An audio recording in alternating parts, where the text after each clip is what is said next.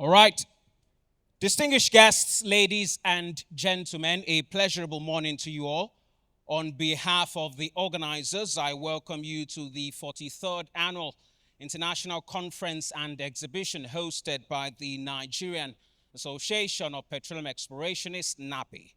The theme for this year is revitalizing the Nigerian petroleum exploration and production strategies for energy security and sustainable development. The conference proper started yesterday with the opening ceremony and continues today with the management session, for which the theme is driving operational efficiency and human capital development in the oil and gas sector towards economic advancement. We will explore action points and strategies to reduce operational costs, increase reliability of production, and empower organizations' workforce in a bid to achieve economic growth in a sustainable manner. Our speakers and panelists are ready and raring to go, and I trust that we will have fruitful and insightful deliberations. Ladies and gentlemen, distinguished guests, my name is Temiloluwa Anwobiogbon. It is my job to ensure that you have a... It is... I get that a lot every now and then. It is my job to ensure that you have a smooth and enjoyable ride at this event. I am the master of ceremonies. Talk is my business, and talk is what I do. As we proceed with this event, please be advised of the following announcements. As I usually like to say at events of this nature, please ensure that your weapons of mass distraction, your WMDs, are in vibration mode. By that, of course, I refer to your mobile phones. So wherever you are, ladies and gentlemen, please take out your mobile phones and put them in vibration mode. That will help us to reduce or eliminate all forms of distraction as the event progresses. Thank you very much, ladies and gentlemen, as you comply and cooperate.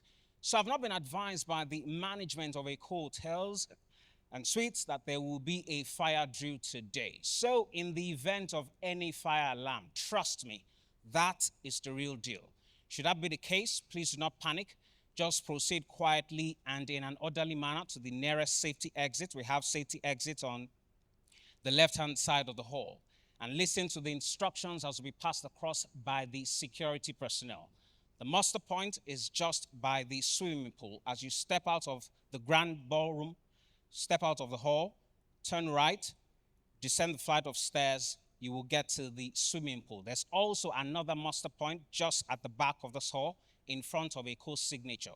You step out of the grand ballroom, turn left, walk down the length of the corridor, another left, then to the end of that corridor, you get to a co-signature. So yes, there is another muster point right there. Thank you very much, ladies and gentlemen. This is also word from the security department. It is important that you ensure that your personal possessions are always in your line of sight. Your mobile phones, your bags, your laptops, your iPads, iPods, and whatever else you came here with. That will help us to reduce the incidence of misplaced items. It promises to be a long, albeit interesting day, so should you feel the need to answer the call of nature, we have restrooms adequately provided in this facility. As you step out of this hall through any of the exits on my left-hand side, which will be your right, once you step out, you can turn left, walk down the length of that corridor, take another left, and along that corridor, you find restrooms, one for the gents and another for the ladies. All through the course of this conference, we have internet services provided by Ingencia Services, Ingencia Energies, and yes, the details will be displayed on the screen. So just log in with the username and the password. That will come on the screen right about now. Username is Ingencia Energies and password is NAPE 2025. So that will ensure that we have fast internet to ensure that you can do your work and you can follow the conference as we make progress all through the conference. That is courtesy of Ingencia Energies. Thank you very much, ladies and gentlemen.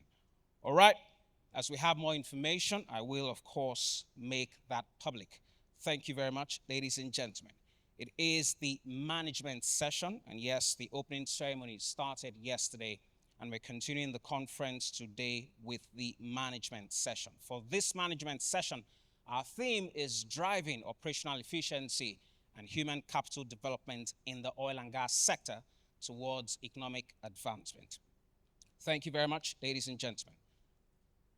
Allow me to beg your indulgence. Please give yourselves a round of applause for being here on time.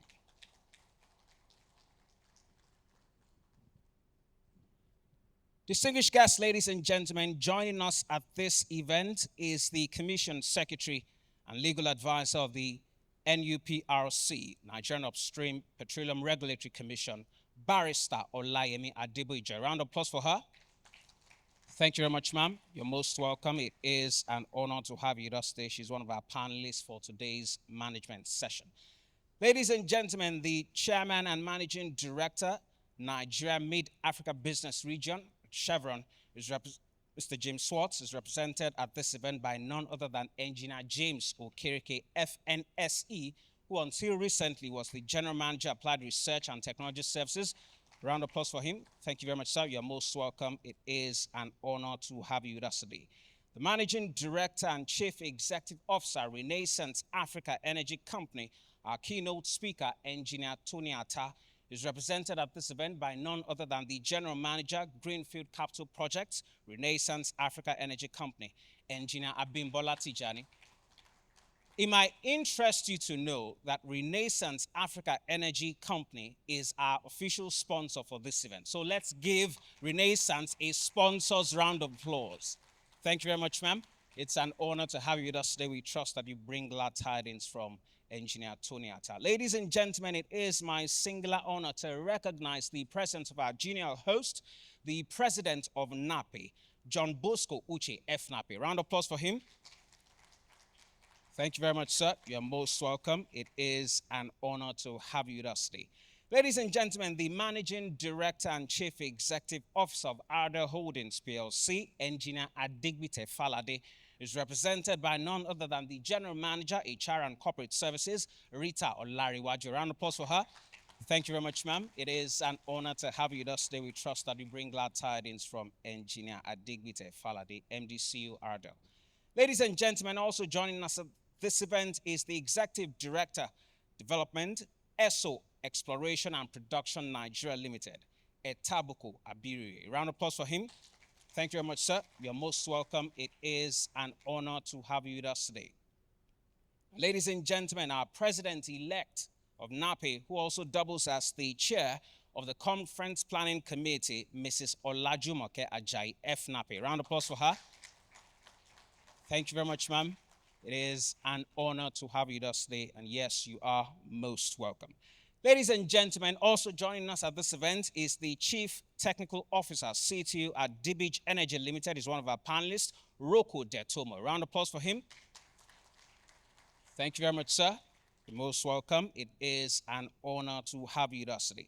And yes, ladies and gentlemen, we have our moderator for the fireside chat that we'll have much later today. She's the Managing Director and Chief Executive Officer, AAO Salaki Limited, Alero Onosode. Round of applause for her. Thank you very much, ma'am. You're most welcome. It is an honor to have you with us today. And yes, for the panel discussion that we'll have much later today, we also have our moderator in the room, the publisher, Africa Oil and Gas Report, Tony Akiosho, F. NAPE. Round of applause for him. Thank you very much, sir. You're most welcome. It is an honor to have you with us today. Ladies and gentlemen, we also have in the hall with us the body of past presidents of NAPE. Round of applause for all of them. Thank you very much. Our board of trustees here present, you're most welcome. Members of the advisory council here present, you're most welcome. The members of the executive committee of NAPE, you're most welcome. Fellows of NAPE, you're most welcome. Chairman and presidents of allied professional associations, you're most welcome. Captains of industry here present, you're most welcome. Members of NAPE here present, you're most welcome. Young professionals, you're most welcome. Distinguished guests, ladies and gentlemen, you are most welcome. Ladies and gentlemen, allow me to beg your indulgence. Please give yourselves another round of applause. Thank you very much. As I have more information as the event progresses, I will, of course, make that public. Switching gears immediately, please make welcome our genial host for the welcome address, John Bosco Uche, FNAPE. A round of applause for him, the president of NAPE, as he steps on stage to give us the welcome address. Please keep the applause coming until he gets on stage. It is still early in the day, so the energy level in the room should be high. Thank you very much, ladies and gentlemen. Mr. NAPE, President, welcome address. Thank you very much, Mr. MC. And good morning, ladies and gentlemen. Now, I wouldn't go through the protocol, so let me adopt the protocol already established by Mr. MC. Distinguished guests, esteemed speakers and panelists, our past presidents here present, our dear fellows, our dear ESCO members, the AC chairman, distinguished NAPE members, all the invited guests, ladies and gentlemen. This is to welcome you to this year's NAPE management session, which is one of the key events we typically have at our annual conference and exhibition. The management session has over the years become a strategic platform where industry leaders like you, the regulators here in the room, professionals engage in deep reflection and dialogue on how to strengthen our oil and gas sector for sustainable growth and national development. This year's theme, driving operational efficiency and human capital development in the oil and gas sector towards economic advancement, could not be more timely than now. In a rapidly evolving global energy landscape, efficiency and talent have become the twin engines of competitiveness. To achieve the growth and stability our nation desires, we must continuously improve how we operate by embracing innovation, digital transformation, and collaboration across the value chain. Equally, we must invest deliberately in our people, building the technical, managerial, and leadership capabilities that will sustain Nigeria's relevance in the energy future. I want to say a very big thank you to the keynote speaker, Mr. Tony Atta, or Chief Tony Atta, ably represented by our own dear Mrs. Abimbola Tijani. I would also, before I leave the stage, sincerely appreciate Renaissance Africa Energy Company Limited, who is the sponsor of this management session. Thank you very much, Renaissance. And Titanium sponsor for that matter. Your contribution reflects the kind of industry collaboration we continually seek to promote. And let me also thank the Conference Planning Committee, led by the President-elect, and the Management Session Subcommittee, led by Sheye Ekun. You know, I'm a veteran member of this committee, so when I retire, I'll come back to my committee. Well done, Sheye and team. Distinguished colleagues, as we listen and learn and exchange ideas today, let us recommit ourselves to driving operational excellence and human capacity growth, not only to strengthen our companies, but also to advance Nigerian economic progress. Once again, I welcome you to the NAPE's management session, and I wish us all an engaging discussion and impactful outcome. Thank you very much.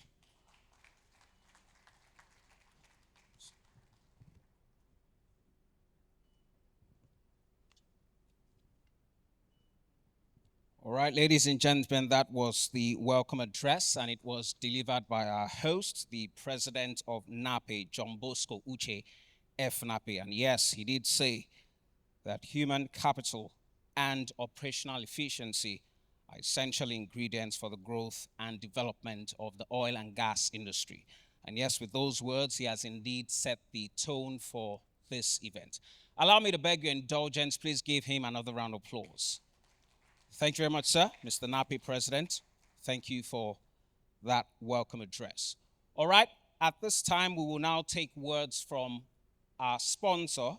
And yes, we'll have the sponsor's remarks, which will be followed immediately by the keynote address. So it is a double whammy in a very, very good way.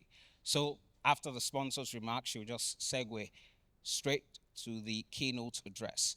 All right, ladies and gentlemen, please join me to welcome for the sponsors' remarks and the keynote address, the Managing Director and Chief Executive Officer, Renaissance Africa Energy Company, Engineer Tony Atta, represented at this event by none other than the General Manager, Greenfield Capital Projects, Engineer Abimbola Tijani. A round of applause for her as she takes the stage for the sponsors' remarks, followed immediately after by the keynote address.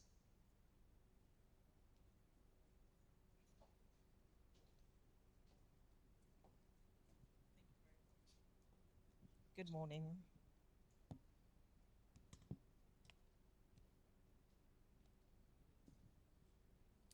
Good morning, NAPE. Good morning, everyone, and thank you very much for making it to today's meeting and today's workshop. On the sponsor's remark, I think it's important to say how exploration is very important to the Renaissance Company. So, of course, you would all know that Renaissance is built on a very, very large asset base. But when we're discussing in one of our strategy sections, they said we are an exploration and production company. So going forward, you will see that there will be a lot more activities on exploration in Renaissance.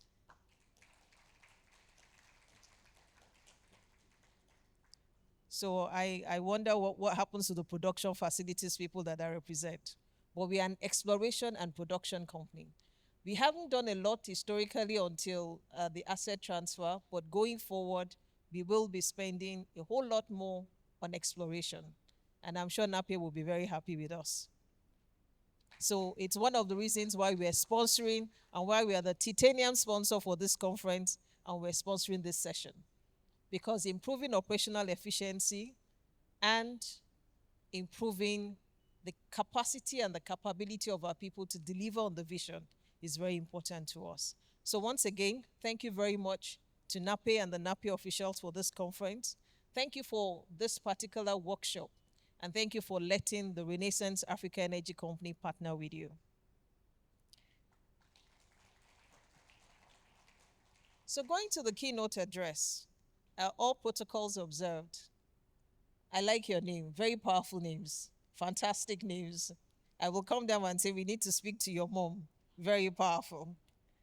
But good morning once again, distinguished fellows. Good morning once again, all the members of NAPE.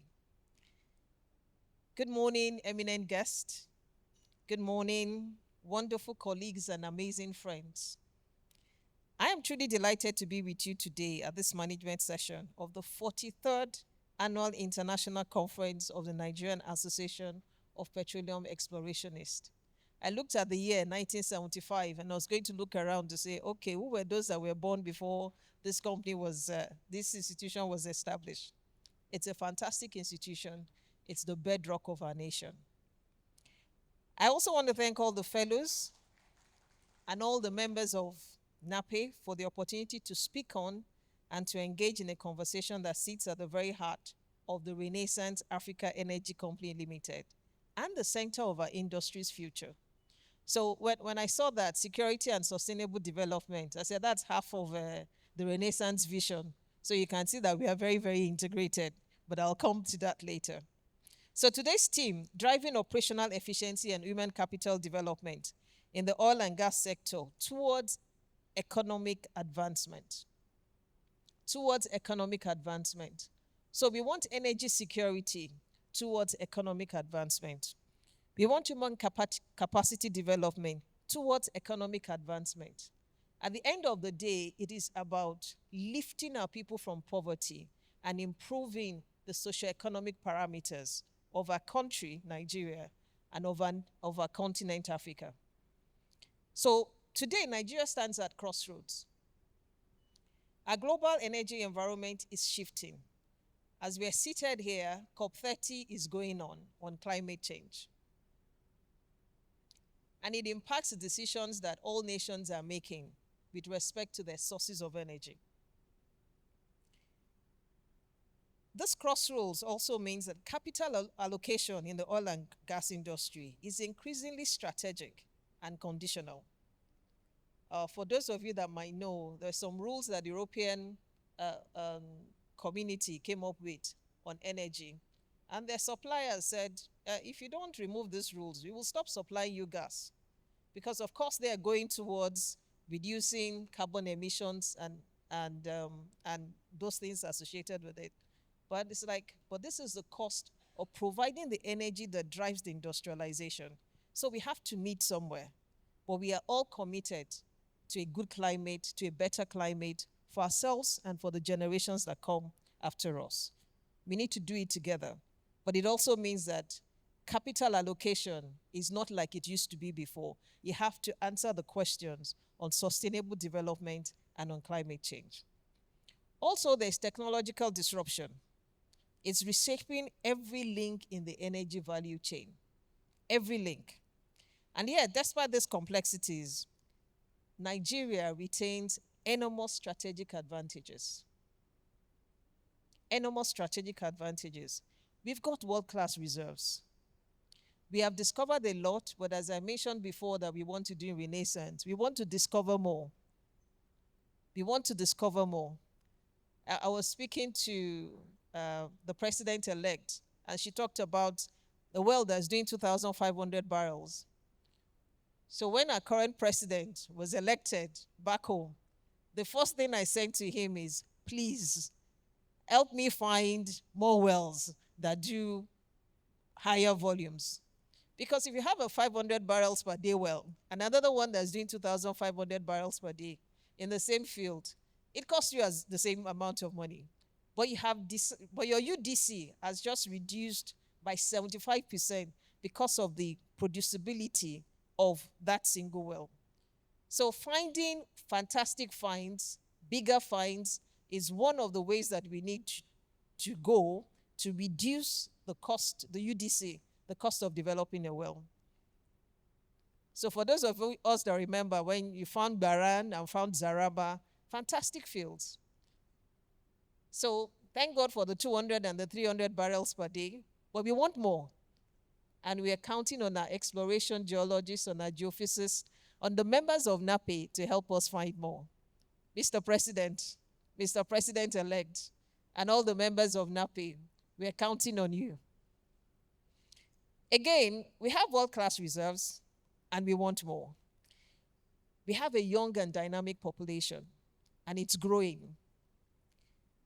We have entrepreneurial agility. You have seen all the dramatic changes in our industry as the equity changed hands from IOCs to indigenous operators. And we have the resilience. We have the resilience. Nigerians have the resilience to innovate our way forward. But to unlock these advantages, we must tackle two imperatives decisively, and that's what we're talking about today. We must operate more efficiently. So you will save us by finding bigger finds and higher producing wells.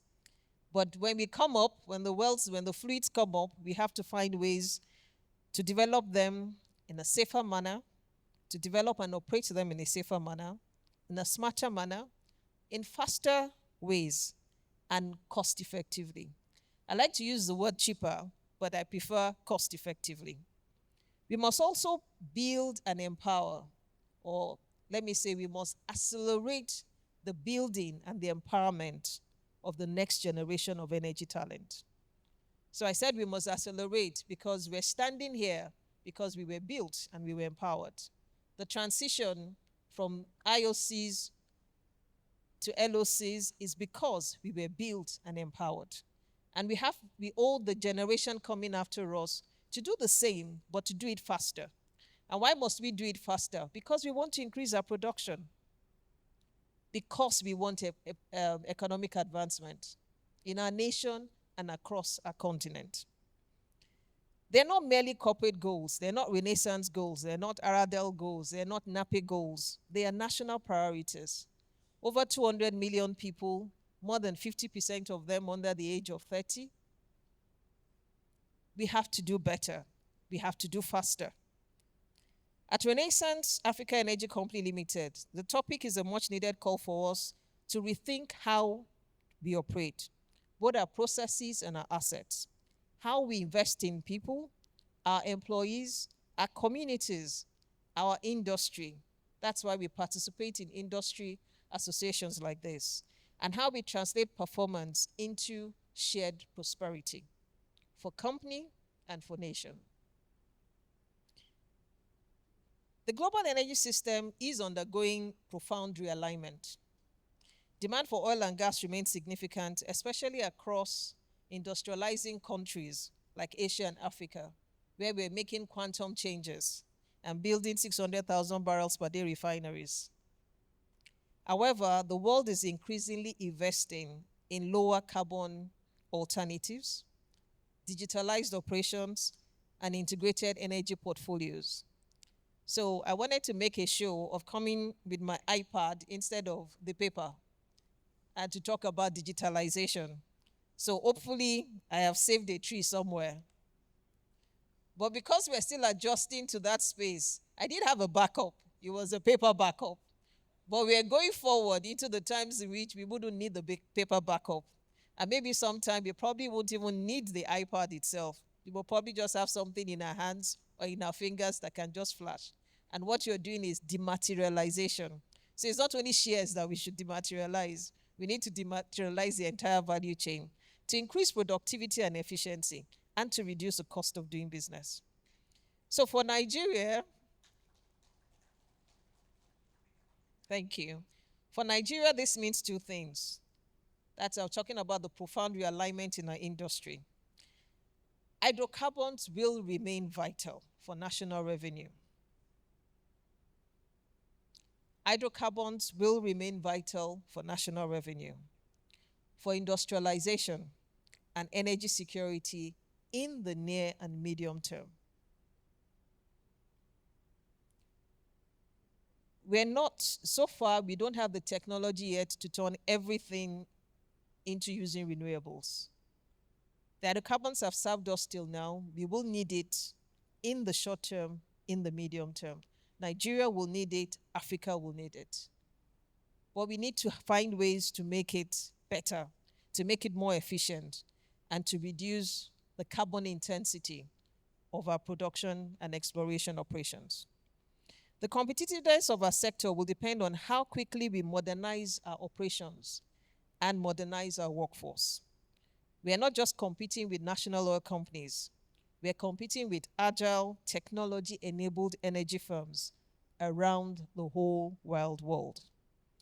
Operational efficiency is no longer optional. It is the price of relevance. So that is where you go innovate or die. Let's begin with operational excellence. In considering operational excellence, we must commit to creating and nurturing an environment where we apply our resources to achieve smart, consistent, and sustainable results. So for us at Renaissance, we know that excellence isn't a one-time achievement, it's a daily discipline. It's a mindset that must be clearly communicated, implemented, and monitored continually until excellent performance becomes reflexive for every member of the organization. Default operational mode. At Renaissance, our CRIPS values, that you see collaboration, respect, integrity, safety, and performance.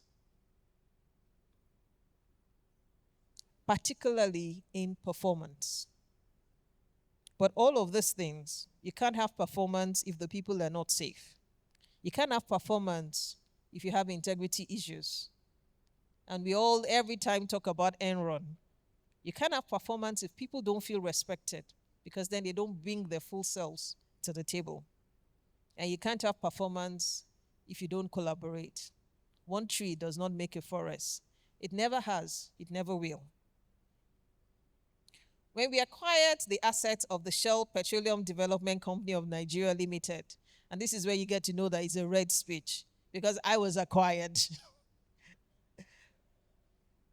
We inherited its high standards of excellence, a complex infrastructure, and legacy systems.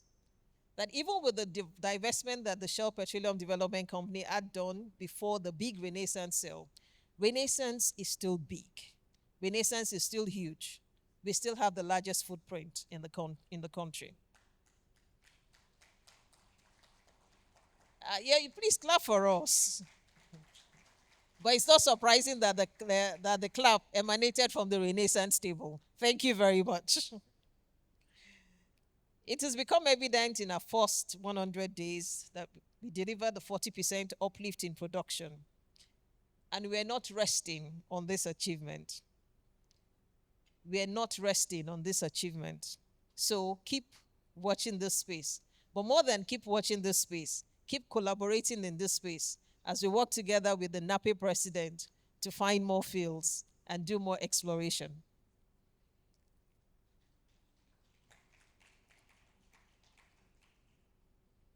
So we will continue that trajectory to increase our production year on year. We will continue that trajectory to deliver our very bold growth ambition of 1 million barrels of oil equivalent by the year 2030. We will be the partner of choice for investors, and we will drive value for Nigeria and Africa. How? By improving our processes, digitizing our operations, scaling best practices, and bringing stronger focus on nimble delivery. We are focused on improving our systems uptime, cost competitiveness, and working very hard on faster project delivery, not just as metrics, but as mindsets. Operational excellence means we are working very hard on streamlining our workflows to eliminating inefficiencies or reduce them to as low as reasonable practical, using the same terms as we use in our safety. We're empowering our teams with the data and autonomy to improve processes and ways of working. We are creating feedback loops that drive continuous improvement. It's not about doing more, actually. It's about doing better. That's my 2,500 per day wells, or even 4,000. I think we should go to 4,000 now, onshore. So it's not about doing more, it's about doing better. Consistently, sustainably, and smartly. But it's not only tech alone, but we need crisp people too. So this is the people aspect. We've talked about operational excellence. Technology and processes alone won't get us there. The true transformation happens when we invest in people. People will drive these ambitions, which we have envisioned.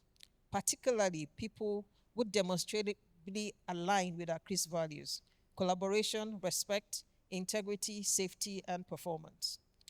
Nigeria's energy workforce is talented, ambitious, and full of potential. But potential needs development. Potential needs platforms to excel. Potential needs training. Potential needs mentorship. Potential needs opportunity. Potential needs sponsorship. And again, that's why associations like this and the various development programs that you run are important, because they support what the companies are doing. It's a symbiotic relationship. The better every professional is, the better every part of the industry is, collectively, the better we all are as the energy industry that is driving economic advancement in Nigeria and across Africa. So we're in this together. Workforce development and workforce transformation means we will continue to do, and we will get better at doing targeted training and reskilling to meet evolving demands, especially in our current climate with all of the technology transitions that we have. Diversity and inclusion, because diversity is wasted if there is no inclusion. That allows organizations to think beyond conventional hive knowledge and to tap into a variety of possibilities that drive it into prosperity. Safety-first cultures, as you see in our CRISP, the S, that protect lives and build trust. A transformed workforce must be a safety-conscious workforce that delivers at safe speed. And retention strategies that both value expertise and attract quality employees. At Renaissance, we're building a future-ready workforce, not just for today's challenges, but for tomorrow's possibilities. We have created long-standing partnership with universities in sponsoring research, in creating career pathways that empower young leaders, young Nigerians to lead. An amazing example of this is demonstrated in the Center of Excellence, where the Renaissance Africa Energy Company Limited partners with Nigerian universities in funding and directly delivering through lecturing, internship, and sabbatical placements. I remember one of my professors at Obafemi Awolowo University. He came into Renaissance Land Shell for his sabbatical. So meeting on the corridor, I was like, Prof, sir, we've been doing that for a long time. We'll continue to do that and to enhance that. In addition to these universities that we mentioned, we also work with universities to develop ICT centers and to develop infrastructure to improve the quality of teaching, to improve the quality of education across many universities in Nigeria.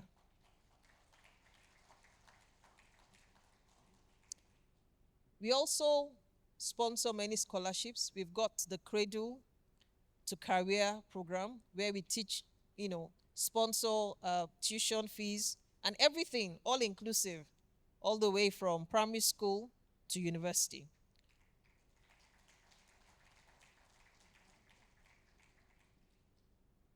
We also have master's program that we sponsor for students from the Niger Delta.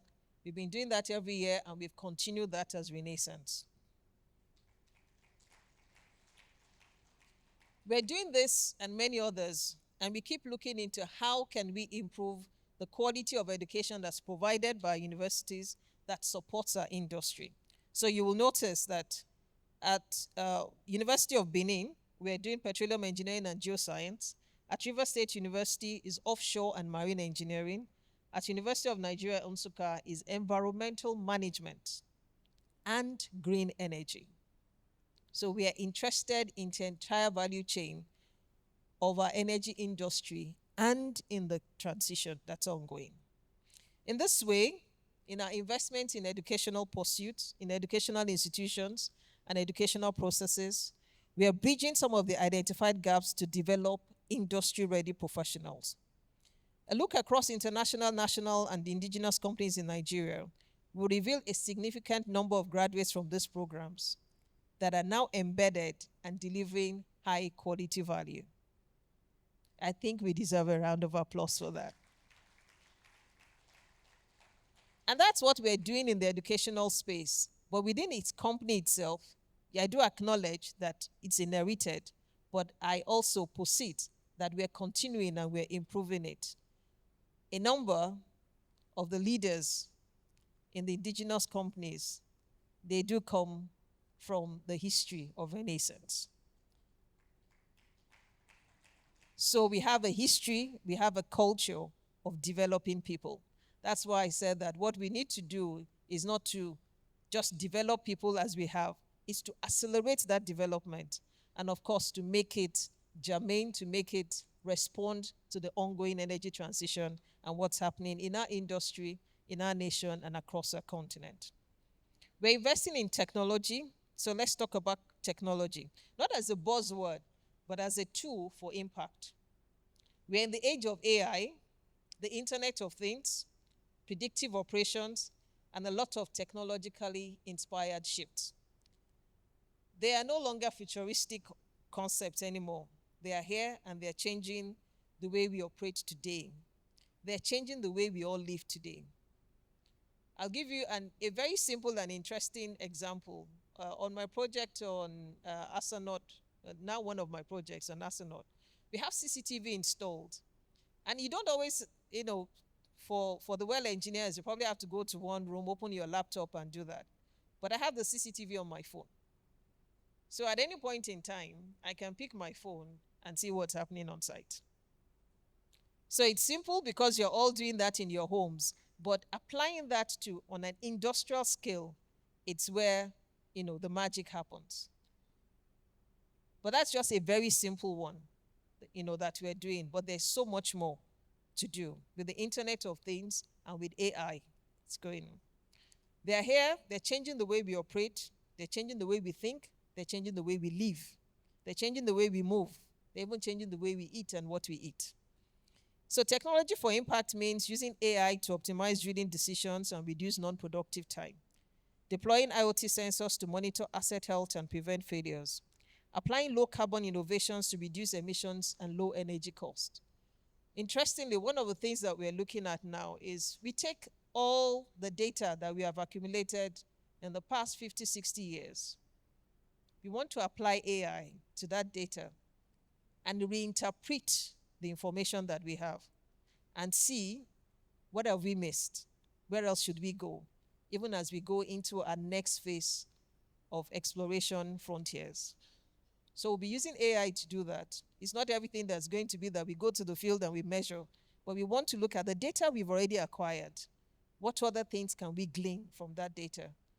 And I'm hoping that when they're done on the production facility side, we'll bring all of our design engineering packages and get AI to look at the packages for all of our facilities and say, design me another one. It will be faster, it will be more efficient, it will be fantastic. But we're looking for collaborators to be able to do that kind of magic with the technology that we have. Also, on low carbon innovations, everything that we're going forward doing, we're looking at the carbon intensity. We've been doing that. We're working on a platform or shallow water offshore. That's like you need to use renewable energy. You have control over your scope 1 and some of your scope 2. So put in solar panels there. At the upstream facility that we have at Asa North, it's primarily powered by the solar panels in there. So we are on that journey to reducing the carbon intensity of our operations while making progress on every side. So at Renaissance, we are already integrating digital platforms that connect the fields to the boardroom. And I dare say that connects the field also to your lounge. If you can pick up your phone and see what's happening on site, that's amazing. We're using the data not just to report performance, but to predict it and to improve it. But let us remember that technology is as powerful as the people who build it. This is why human capital must go hand in hand with digital transformation. Efficiency and talent need an enabling environment. That's where policy and investment come in. We need regulatory frameworks that are clear, consistent, forward-looking, and easy to implement. We appreciate what NUPRC, what NNPC have been doing to help the industry, what the presidency has been doing to help the industry to be more efficient. And we look forward to more and more of those. We need funding models that de-risk innovation and incentivize local content and local content capacity development. Because you can't legislate local content. You have to build the capacity for it to make sense. We need partnerships and collaboration of government, industry, and academia that unlock private and public capital. And it's good to note that NAPE has brought together in this room and throughout this conference the government, the industry, and the academia. A round of applause to the organizers. Policy and investment alignment means streamlining approvals to accelerate project timelines. Remember, we said we need to be faster. Creating incentives for indigenous operators and service providers. And I smile because Renaissance is an indigenous operator now. Mobilizing capital for infrastructure, training, and technology. When policy supports performance, when investment fuels innovation, the entire value chain benefits. Ultimately, everything we have discussed must lead to measurable economic benefit. So we want energy security so that we can have economic benefit. We want sustainable development so that we can have sustained economic benefit. We want human capital development so that this world, this country, this continent can be a better place. So operational gains and human capital investment must translate into job creation across regions and disciplines, not only in the South, not only in the oil and gas industry, but in the North too, the Northwest, the Northeast, the North Central, the Southeast, the Southwest, the South-South, everywhere in Nigeria. Job creation, local value chains that empower SMEs and entrepreneurs, and the GDP that uplifts and strengthens our national resilience. It's not theoretical, it's practical, and it is urgent. We must build an industry that doesn't just extract value, but multiplies and returns value. An industry that doesn't just produce energy, but that powers development all across Africa. So that's why you will see in the Renaissance vision that industrialization is a key part of it. And of course, a lot of that is embedded in our domestic gas strategy, which we intend to increase by as much as 4 times by 2030.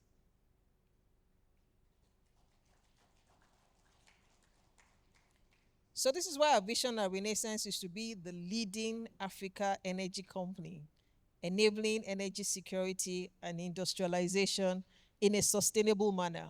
So remember when I said energy security and sustainable development, who copied who? But we are all collaborating. It's a powerful vision. It's a powerful vision. It's a vision that's transformative. It's a vision that is going to lift and change many things. But as we mentioned, collaboration. We're not going to get there without collaborating with the industry, without collaborating with NAPE, with professional organizations, with the government, with the regulators, and the investors. So conclusion, what's a takeaway? We need to move from conversation to commitment, from strategy to execution, from potential to performance. But it's not so much as we need to move. We need to accelerate the movement, because I must give credit to everyone that is sitting here. We are moving. We are moving. There has been a significant increase in oil production in Nigeria. It has come from Renaissance, but it has come from the other operators also. So we're moving, but we need to move faster. We're moving, we need to move smarter. We're moving, we need to move more cost effectively. So before I close, let me say how truly excited I am about the panel that follows this address. We are going to hear from a remarkable group of leaders whose collective experience spans upstream innovation, gas commercialization, regulatory strategy, digital transformation, and media advocacy. It's a lineup that reflects the spectrum of our industry, our human capital, and more importantly, the depth of insight needed to shape its future. We will hear from the MD CEO of Aradel Holdings, a director and board member of Renaissance Africa Energy Company Limited, and a champion of indigenous energy leadership. We have in the room Effiong Gokon, the MD CEO and my neighbor at the Anor Gas Processing Company, driving Nigeria's gas transition. We have Olayemi Adebayo, Commission Secretary at NUPRC, offering regulatory clarity and strategic foresight. We have James Swaz, bringing global from Chevron's Nigeria Mid-Africa region, bringing global perspective to local execution. We will have the MD CEO of Total Energies, Matthew Beer, leading the change on integrated energy solutions.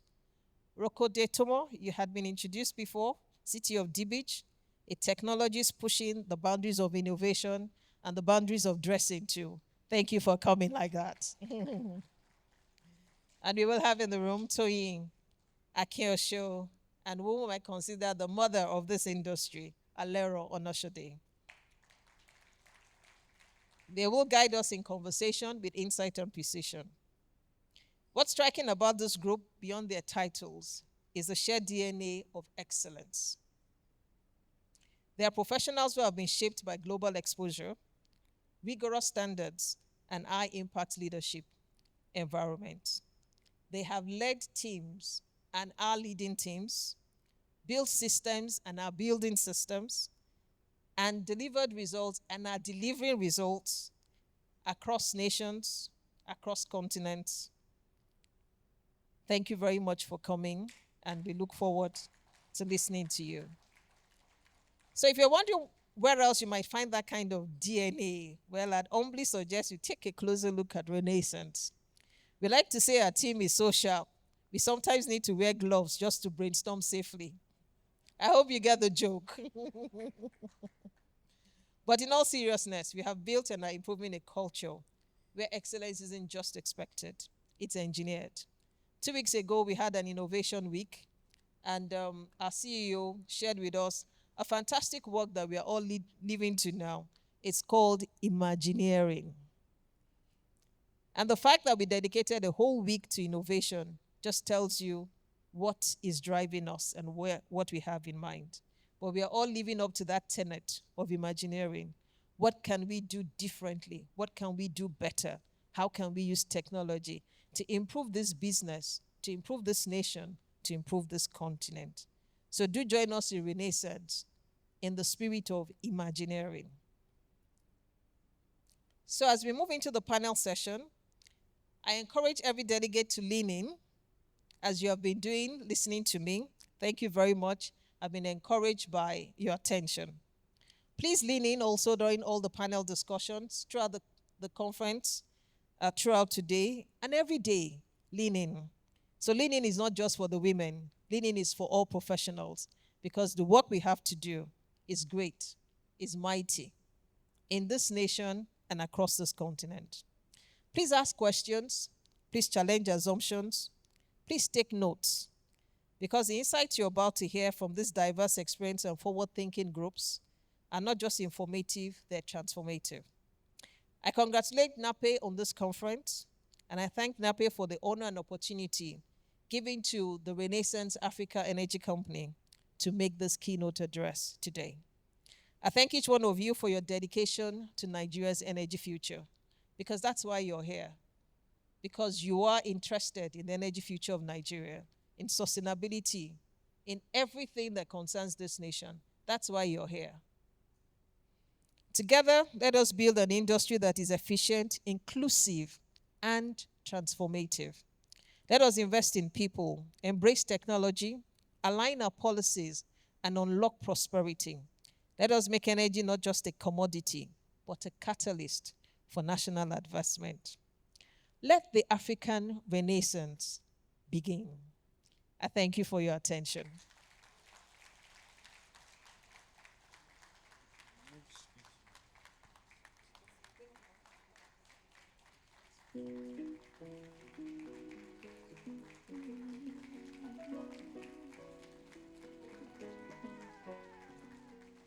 Every day is a gift that must be valued.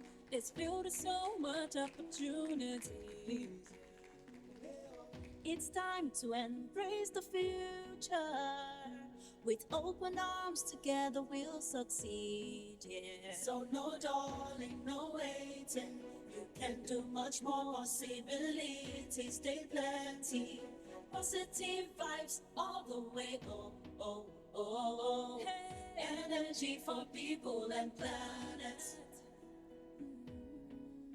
We're on the go, on the move, oh. Energy for innovation, revolution.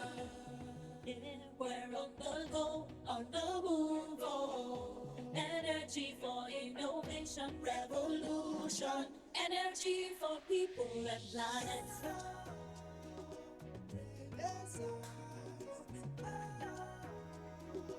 Energy for people and planet. For people and planet. Energy. All right, thank you very much. Just in case you're wondering, that was courtesy of Renaissance Africa Energy Company Limited. So, yes, the official soundtrack of Renaissance. I hope you enjoyed listening to it.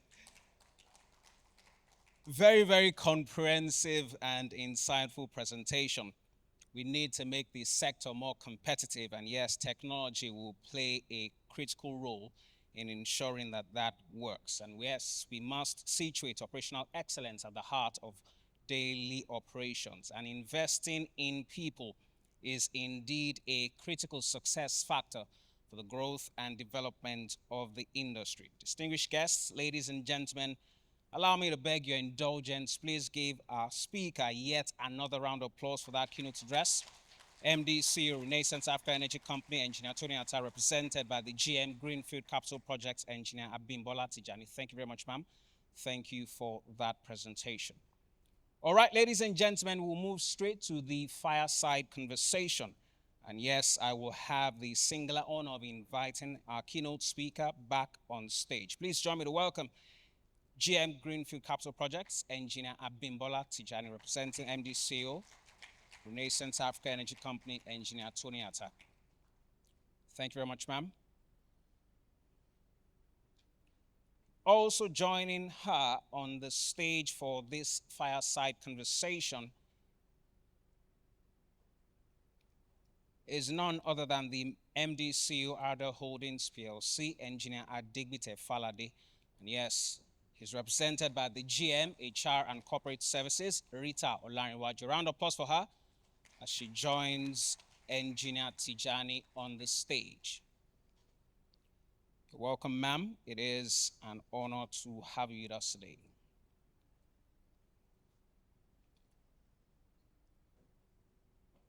Thank you very much, ma'am. You're most welcome.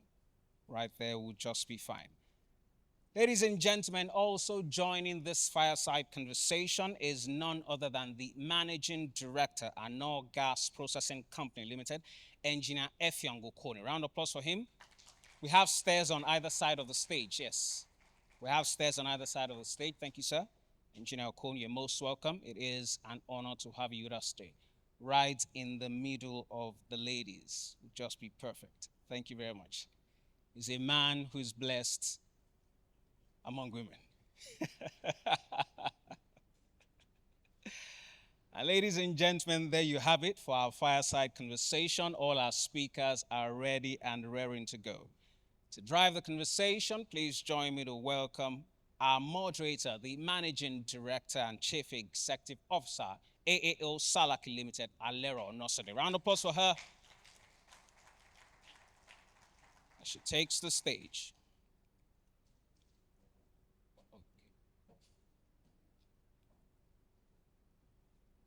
Thank you, ma'am, Madam Moderator. It's an honor to have you with us today. All right, ladies and gentlemen, fireside conversation starting right away. Madam Moderator, let the conversation begin. Thank you, ma'am. And thank you very much. Good morning. I feel like another round of applause for Bimbola. Because I think as she spoke, I was like, so what are we going to talk about? Because she's basically covered everything.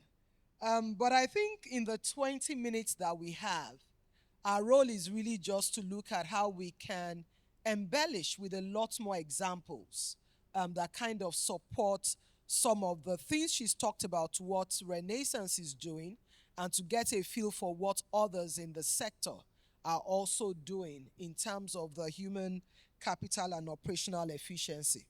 I must say that as a sector, we've come a long way in terms of our focus around people development.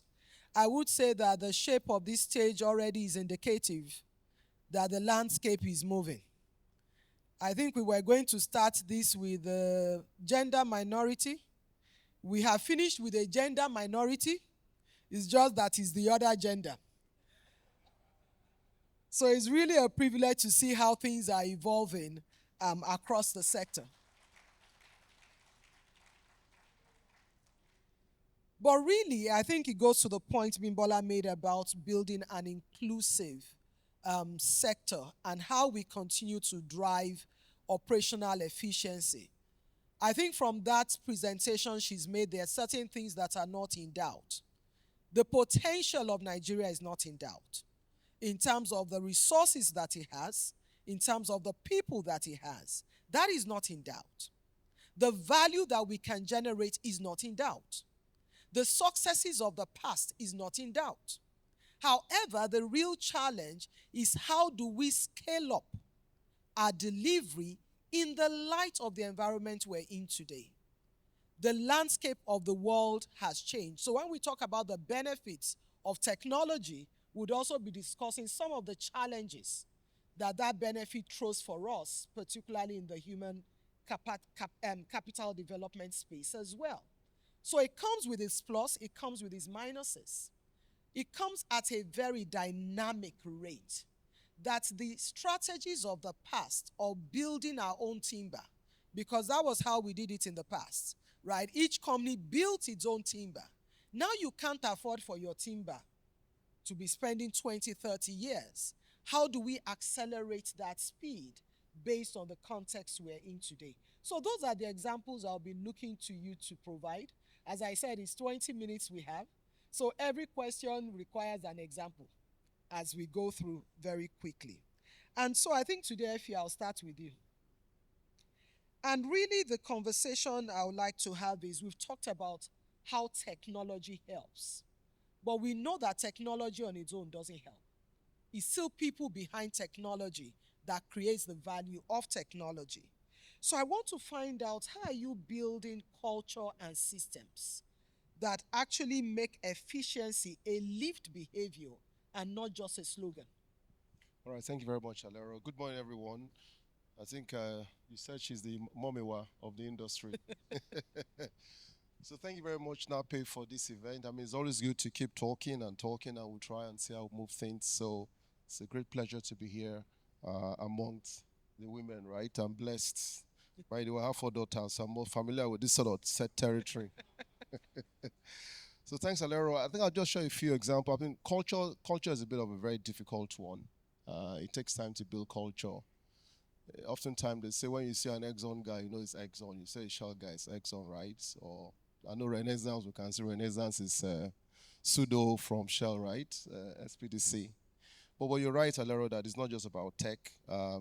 You got to be deliberate about culture. You got to be clear about what's your aspired culture in your organization. And for us, Alero, you remember back when I joined Seplat 2018, that was one of the biggest challenges we faced. We had to set a work stream to pretty much try to figure out what culture do we really want, because unlike Renaissance, Seplat bought assets from Chevron, from Shell, and is a United Nations of culture with people from all kinds of background, which is quite difficult to manage compared to like the sort of monolithic culture you have in Renaissance that's pretty much off Shell. So our example is we had to bring in help from external world. We've done lots of culture workshop with companies like Philip Consulting, Culture Factory. So a lot of what, at the end of the day, it's not just about culture, it's about your business processes, your ways of working, the tool system, how all that pulls together to deliver integrated outcome, and also what kind of IARP you're using. Now, to drive performance, we do lots of benchmark as well. And there's all kinds of benchmark industry. There's operational excellence benchmark, where you look at how your critical equipment performing, whether it's availability, uptime of compressor pumps, gas plant, flow stations. And there's top quartile benchmark when it comes to availability. We all chase like 95% availability, which means you run your assets every blessed day, 95% of the time. So benchmark is a very good one. For project as well, our background is projects. There's the IPA benchmark around, are your projects really competitive in terms of delivery time, costs, schedule, quality. And operational excellence also includes things like mean time to repair, mean time to recovery, and you can go on and on. Subsurface, drilling, NPT, non-productive time. Are your wells on target? Are you hitting your subsurface targets? How good is your subsurface work, from seismic to modeling to reservoir characterization? So there's all kinds of benchmark we also use to drive performance. And lastly is around cost benchmark and also continuous improvement. I tend to use the Toyota model, make small changes every day as against going for really big changes. And one thing I also see about your appraisal system, does it really reflect performance, or you're just in a system where it's all based on just time spent as against impact on the bottom line and business outcomes? And I think one other thing I see that helps to drive performance or drive efficiencies, where leaders go to the front line to see what's happening. So the Go See model, Ask Why, is a famous Toyota model. So leaders don't just sit in an office and take coffee, but you actually go out to your frontline production side, project side, and have a feel of what your frontline colleagues are going through. What are the contractors going through? Are they being paid on time? Lots of issues have to do about performance is really, sometimes vendors, you select the wrong vendors, don't pay their workers, they cannot execute, project gets delayed and all that.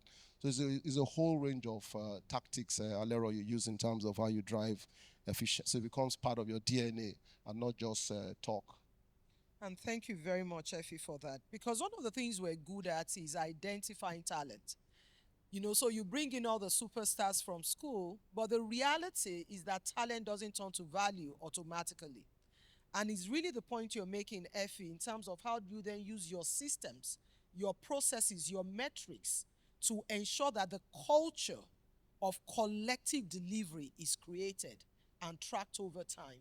So getting help when you need help, but also making sure that as leaders, you're on the front line, driving that and tracking it through your performance measurement tools. I don't know if Rita or Abimbola, you want to add anything to that in terms of some examples of what you're doing to build that culture before I move on to the next thing.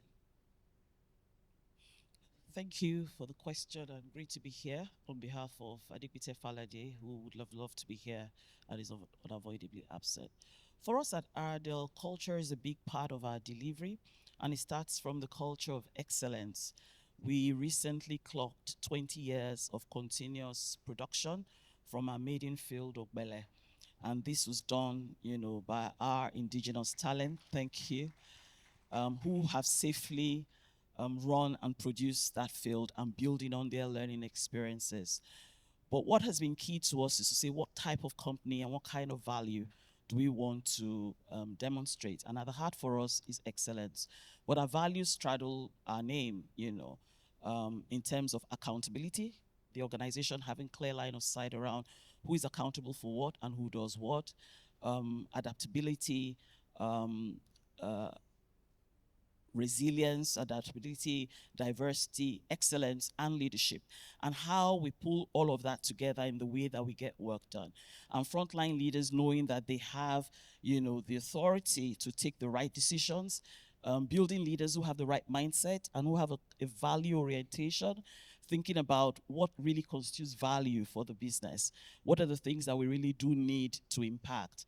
Having innovation teams that think about how are we doing things, how can we make things faster, where do we get the improvement, and of course, strong emphasis on digitalization. We've started our digitalization journey, and part of that is making sure that frontline teams can get involved, bringing in that system end-to-end thinking in the way that the digitalization is delivered, ensuring that our talent, are actually working on the right things. We've been quite strong around how we've deployed our early career development program and graduates, making sure that they have the right experience, and support in delivering, getting work done. So frontline having the right, authority, having the courage to make the right decisions, knowing that they are free to innovate, knowing that they have the support and that the organization will reward, that mindset, of delivering value and delivering excellence every time that they have to get work done. Thank you very much. And I think the point we're making is when we talk about operational excellence, it is a mindset. So it is about the culture you build within your organization. And I think Abimbola, you already talked about CRISP and how you're using that to drive your work going forward. So Rita, I'll come back to you. I know many times we say the IOCs have exited, but I think Nigeria is too juicy to exit. So all we've seen is that the IOCs have reorganized their level of play. So everybody is still here. But the key thing is that there are more indigenous players coming up, right? And now the question we have, as I was talking about the technology, is that we also know that indigenous players are coming up. The IOCs are readjusting positions, but a lot of talent has also exited. So when we talk about technology and global mobilization, it also means people are in flux, right? So how are you able to deal with managing that, and what levers are you then able to put in place to attract the talent that you still need within the business, knowing that everybody has, not everybody I guess, but majority have their suitcases in one hand, ready to jackpot somewhere. How do you get them to stay for the work that still needs to be done? Thanks for that. I think for Ardell, we recognize that the IOCs brought certain things which, we can take advantage of. And like you said, a number of the talent are still, around the industry. Some part of it is around technical discipline. Some part of it is around building the broad integrative mindset and broad integrative leadership. Part of it is around early career, um, early talent identification, and making sure that talent have the right development that they need to be able to accelerate. That we can take on board. We may not have the opportunity, for instance, for the international assignments, but that is something that industry-wide and with partnerships, we need to continue to think about how we accelerate cross-learnings, around all the players through even mediums like this and partnerships directly with the academia, as Bimbola rightly mentioned. What we've also done, for instance, I was talking about our graduate development program. We are very deliberate about making sure that we replenish our funnel and making sure that we accelerate. In the past, you'll say it will take almost 3 years to bring a graduate, to roll. But in RDL, we've accelerated that to 12 to 18 months. And what we do is that when we bring them, it's very targeted in terms of getting senior coaches and leaders to directly support their development. We have a dedicated faculty and an academy that we use to drive this. And we focused on providing them with technical, functional learning and also sharing as well personal development learning and trying to ensure that as much as we build competencies, we also build character, because we think both are important with the right mindset, the ethical lens, and being clear around the priorities of the business, safety, and all of that. And so we make sure that our early career professionals are self-driven. They identify business opportunities of improvement in the business. They work directly with leaders who mentor and sponsor them, who give the support that they need to be able to deliver those projects, and they actively walk those projects through either in groups or as individuals. And we keep an eye on that development and manage that through. The other way as well is that even though talent may, for personal reasons, decide to relocate, they are still available. There are global collaboration tools that we can leverage, and we do leverage. So for instance, we've set up a value assurance process where we work with very experienced people, Nigerians locally and in diaspora, where they can walk through with our projects, provide insights, strengthen our technical thinking, and give us that different lens and that challenge, on what we're doing. And that has worked very well, and we'll continue to do that. Of course, the partnerships with the universities, making sure that that learning opportunity, those internships that are happening, people have the opportunity to come into RDL, learn something, take it back. RDL partners as well, also with the universities to also shape that. So there are opportunities for us to continue to do that. And at the heart of it is making sure, what we found as well is that with our early career professionals, they bring a fresh lens and smart thinking to the way that work gets done. The way that we've always done it is not necessarily the way that the younger professionals want to do it. The role for the experienced professional is to make sure that there's adequate risk mitigation, and that in guiding and directing, we do not short circuit their thinking and their creativity and their innovation. So that's the challenge for leaders who are more experienced, to make sure that that balance is there of support and challenge. Thank you very much. So, what is what you do with your young talent? How do you accelerate them? And how do you leverage experience, particularly in value assurance and just making those checks and balances are in place? But I think you throw a challenge in the room, particularly with more experienced staff, the openness to new ways of working and understanding that the things we did doesn't necessarily serve the needs of today. Abimbola, that's one thing about individuals and how we bring them back. But I'm also interested in how do you even safeguard, in the first instance, institutional memory? How do you secure the knowledge that you've already built within organizations? I mean, you just went through a transition. How do you ensure going forward that what you know, you continue to know and you add to it? So I really would like to hear, what strategies or approaches are emerging in how we ensure that we safeguard knowledge and use that in accelerating the development of younger ones. Thank you very much, Alero, and good morning once again to everyone. I love that question. because information management has always been one bit that um, I've been interested in all my career. So whenever we do work, I always encourage everyone to write it down. So whatever work you're doing, if you're doing a presentation, file it, and file it in a way that archive it properly, so that if someone is looking in the future, another 5 to 10 years, you can get that information back. That's a process that we have. You do that in project delivery, you do that in all the aspects of the business. If you remember when I was speaking earlier on, I said one of the things that we're looking at now is to take all the exploration data that we've accumulated, digitize them, and then apply AI, and of course, working with professionals anyway, to look at and to reinterpret that data. But the only reason we can do that, because AI is useless without the data set that feeds it, is because we have been keeping the data.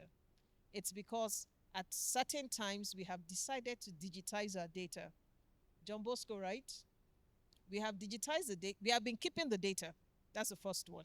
We've digitized the data, and then we can then sit down and say, let's apply modern tools as they're coming into mining this data to get other insights. So exploration and subsurface is the most beautiful place to do that, currently.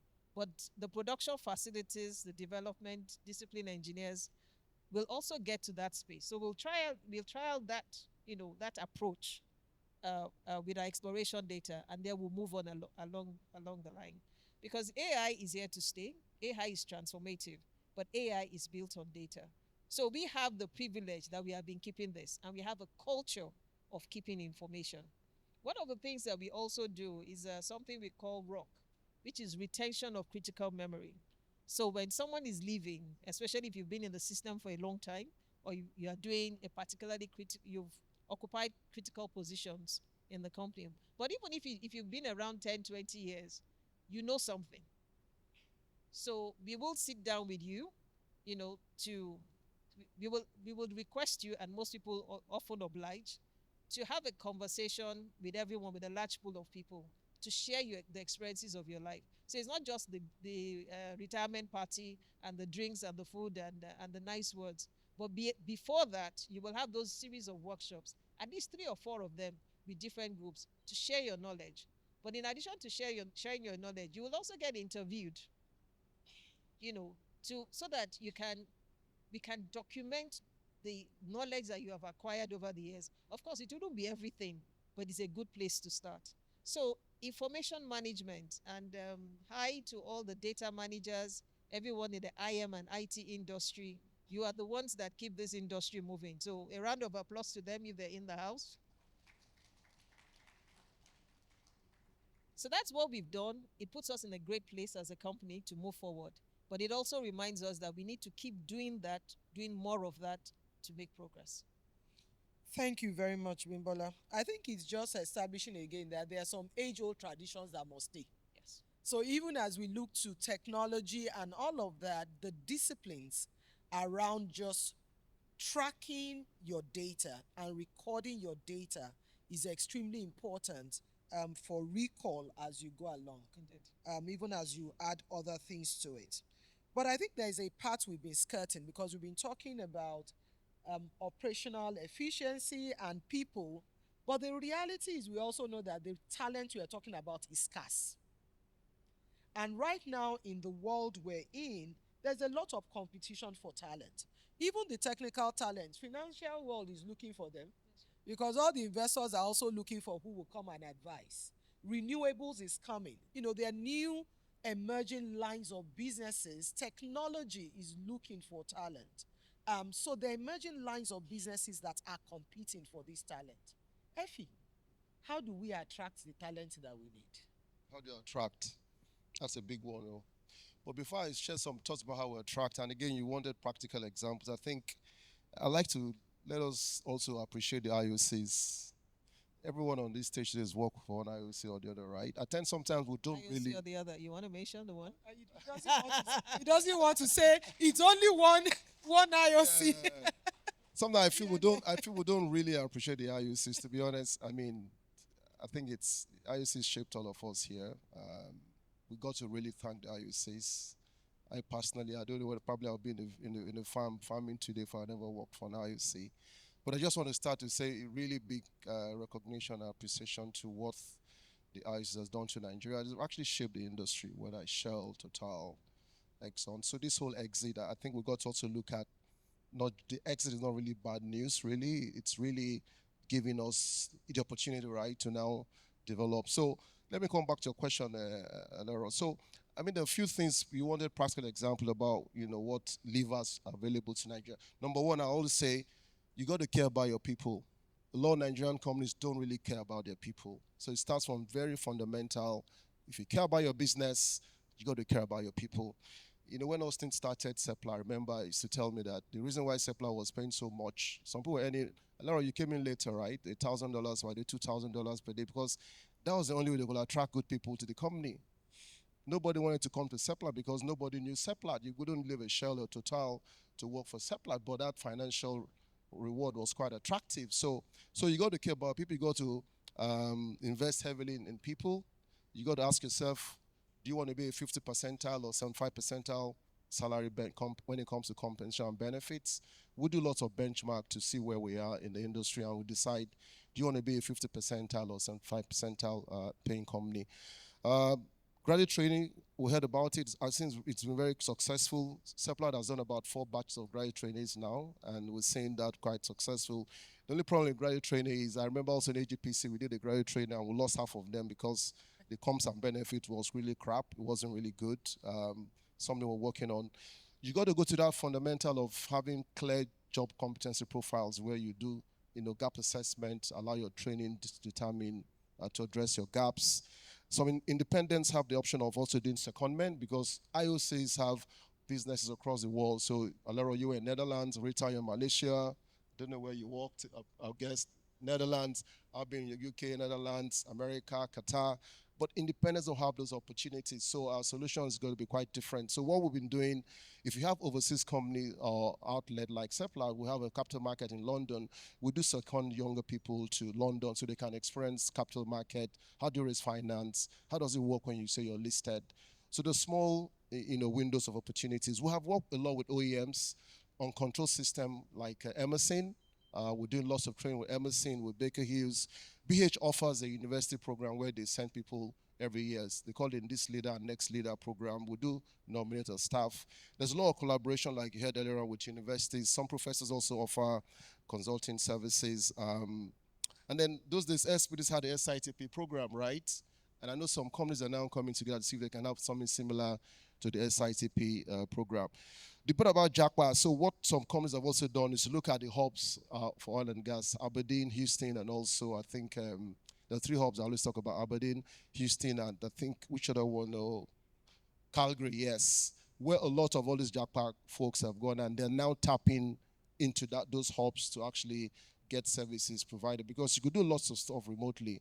When it comes to design engineering, for example, you could do lots and lots of designs in those hubs. So I know a lot of vendors who are now beginning to tap into those hubs to get like instrument engineers, mechanical. These are very niche areas where you don't find easily in country. So Jackpot is people are beginning to like Jackpot as an opportunity.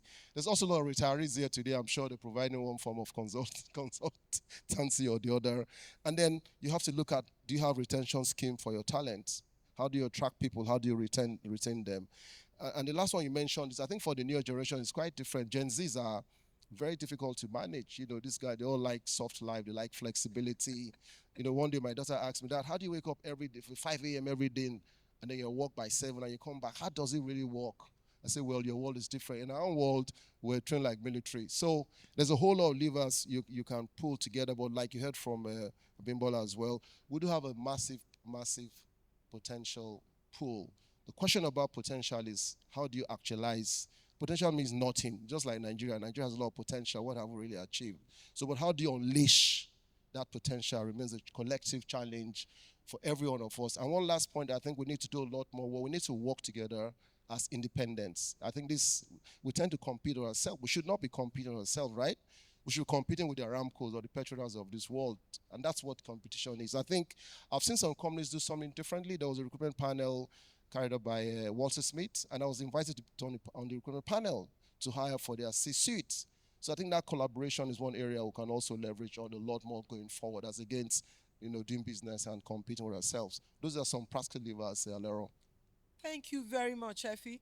Are we picking up the practical examples? Because I think the point Effie touched on just now is very useful for every player in this sector. Most times, as you're speaking with owners, leaders, their question is always, where will I find the people? Right? Everybody is looking for people, but there are opportunities for collaboration. And I think the heart of it is, as Effie said, there is the little bit around care. How much do we really care for the people, not just what we can get out of the people? And that begins to influence the conversations we have around how do we reward them? How do we validate them? How do we develop them? And that, Effie, you are spot on, because as we're coming to the table, I was like, there's something the IOCs have done that has worked. How can we, to an extent, replicate that and even do it better? And that, for me, is the care part of it. Is about allowing people to come and feel that they are valuable and they can do something. We really need to look at our businesses and work on our leadership and the demonstration of care as we go forward. Thank you so much for those examples. And I'm hoping, when Abimbola was speaking, and I'll come to you, Abimbola, because as she was speaking, she talked about the collaboration, with NAPE, with organizations. But I think the point around the collaboration, particularly among the independents, to see how you can even broaden the play and opportunities for the young, for employees will be important. Sorry, Abimbola. Thank you. Sorry, I was just going to add to the conversation from the culture aspect. And that is the power of a vision and the power of storytelling. But more importantly, the power of a vision. When I ended the speech, I said the African Renaissance has begun. I didn't linger on it. If I had more time, I could have. But in the new company in the transition, so my personal experience, just listening to the vision statement to become the leading African energy company, enabling energy security and industrialization in a sustainable manner. And you get that broken to you in says that, look, we want to transform this nation. We want to transform this continent. So more than the numbers is that vision of you're part of a big thing. You're part of a wonderful ambition to transform a continent. That resonates with a lot of people. That, it's something that you wake up in the morning and you're like, I'm going to the company that transforms the nation. I'm going to the company that will transform the continent. So having a powerful vision and being able to communicate it to your workforce, to your stakeholders, I think helps with retention. Because yes, we do have the problem of JAPA. We will always have the problem of JAPA. Because when we recruit, because of the good salaries that the oil and gas industry pays, we get the best of the best from the industries. We have the talent from the industries. So from the word go, they are globally, globally relevant. Anybody, everybody will want them. And then they go through a fantastic training period. But what is going to keep people is being able to show the difference you can make when you're there and when you're here. So you can go there and you make money and, it comes to you and your family, your nuclear family, or maybe a little bit your neighborhood. But when you come here and you come to a company that says, we are the Renaissance, even starting from the name, Renaissance, transformation, it does something to me personally, I can assure you. But in a nutshell, what I'm saying is, as leaders, you have to help people to connect to a higher purpose. But of course, as you've mentioned, you need to provide, I said there's talent, but talent needs nurturing. Talent needs coaching. Talent needs mentoring. Talent needs opportunities to be developed. But the first thing I believe is, as leaders, is to be able to paint that picture and tie the work that people do to loftier ambitions of national transformation, of continental transformation, to have a life that matters even while you're doing this work. So there are quite a number of people that were, in Shell Renaissance, that were just looking to retire, to go on early retirement at some point in time. But when they connected to the vision, it's beautifully said and explained by the LT, especially Chief Tony Atta, when you connect to the vision, retirement plans changed. And I can put up my hands and said, my retirement plan changed when I listened to the vision of Renaissance. Totally sold in, totally bought in, not jackpying anywhere. Because here, I will transform a nation. Here, I will transform a continent. And it's not just Renaissance, it's the energy industry in total. So, yes, renewable energy is fantastic. But apart from providing energy that drives cars and vehicles, a lot of the things that you use, I'm a chemical engineer, so I'm biased, they come from the hydrocarbon industry. If you check all of the plastics that are in this place that's driving this business, from the cameras to the rug to the bottle on your table, massive, massive impact that we can make. And then the beautiful thing about the industry is the fact that it is massive. It is large. The hydrocarbon resources, you can't just click a finger and replace everything with renewable energies. You can't. But here, if we can get innovation and improve the Carnot cycle by just another 20 or 30%, then that would be totally amazing, because that means that we get 30% more of energy out of the hydrocarbons that we are already producing. So we are in a great time in our industry. We are in a great time in our nation and in our continent. And we, as the owners and employees and partakers of this industry, we have this wonderful opportunity at this time, at this moment, to transform a nation by the energy that we produce and by the way that we do things. And of course, by the awesome and wonderful people that we develop, not only to work in this industry, but then to take control of things in other parts of the industry, in other parts of the economy. So, welcome once again to the Renaissance. Thank you very much, Bimbola. And I think our time is up. I'll just like to give, because I think you've had your last closing statement, right? So I can give Rita and Effie the opportunity to just drop one nugget as you look at the future. What is it that you see that we need to make the workforce future ready? I think to make the workforce future ready, tech is here, AI is here, acceleration is here. So we do need a workforce that is multi-skilled, that is tech savvy, that embraces digitalization, that has the mindset for innovation, for creativity, and for change. And that then means that we need to think about flexible, working, flexible way of getting services deployed, flexible way in terms of solving problems, increased collaboration, increased integration, clarity around where the value is at, so that we're focusing properly on the right values, value creating items, being clear around what skill sets are required. And are there some people who are sort of naturally able to, embrace this easily, that we can strengthen that capability? We need to be very clear around preparing leaders that have a focus on sustainability, not just short-term gains, but also long-term productivity, long-term development, being aware of the impact on the environment, being aware, on the impact on technology and how things are moving. Renewables are here, and there'll be many more, who knows, that accelerates in the next coming years. How do we leverage research?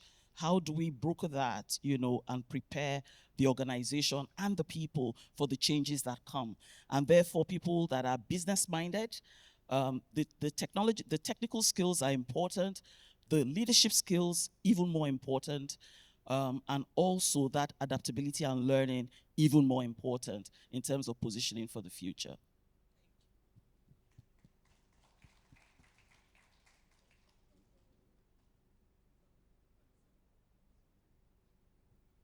I have nothing. All right. Okay, just add a few points. Thanks. I think for me, one is about scale. It's if you look at the transition happening, it's very easy to buy assets built by IOCs, right? You can operate all these old assets. But the true test of the pudding is when you now need to start to build brand new assets. I mean, we know the experience we've had in Seplat in terms of building new projects. It is complex. It is hard. It's tough. Anybody can operate a flow station gas plant already built. It's when you have to now build a brand new plant. That's the challenge. Secondly, the assets are also getting very old. Asset integrity, process safety. There's a whole backlog of maintenance. And how you manage late life asset is not the same way you manage greenfields.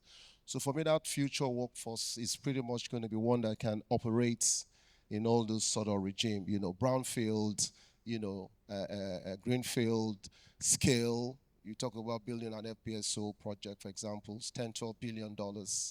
Where's that capital going to come from, right? It's okay for independents to invest maybe $500 million per annum. If you look at the acquisition of ExxonMobil shallow water, we just did $800 million. But these are all massive, massive asset integrity, very old platforms we have to change out.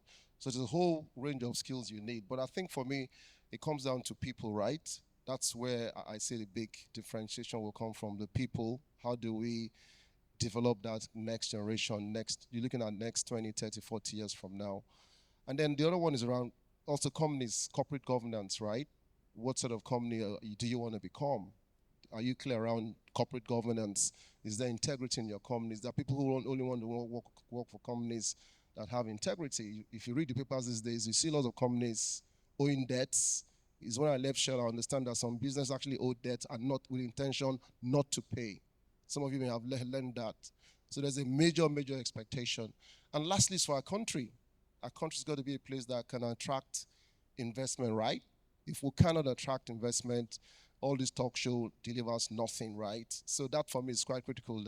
And I want to give it to the government. They're trying a lot with the president giving us all kinds of incentive, executive orders, all sorts of fiscal incentive that will help attract and make Nigeria a destination of choice for investors, because without that, we can all pack up and go back to our villages. Thank you very much, Alero. Thank you very much.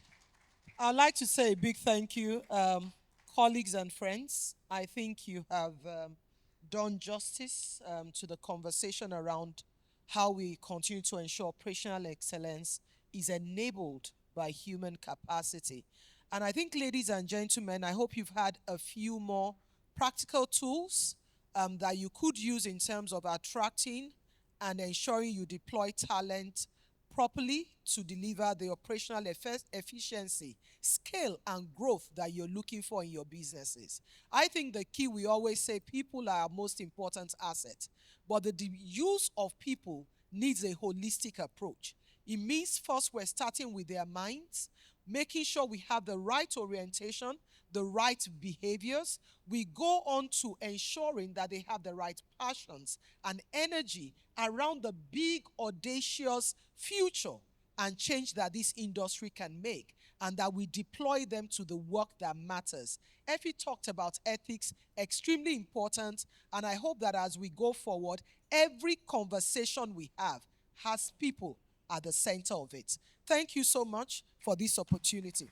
Thank you very much, Madam Moderator, for those closing remarks. I'd like to beg the indulgence of our speakers. Please step forward for a group photograph. Paparazzi, that is your cue.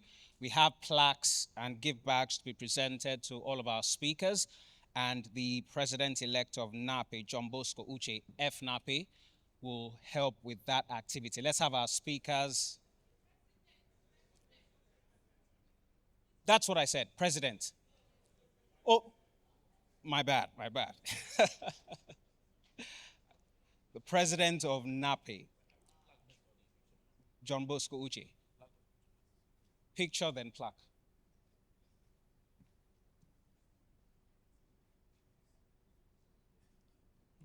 All right, let's have the plaques and the gift bags ready. Thank you very much. The President of NAPE, John Bosco Uche, FNAPE, is already on stage to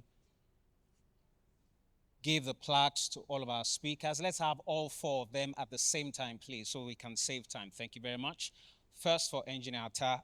Thank you. All of them, please, at the same time. Thank you very much. All of them at the same time, please.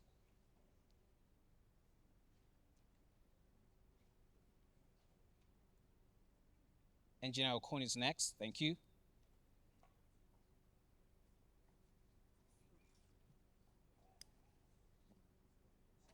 Then the plaque for Engineer Falade. Then after that, Madam Moderator.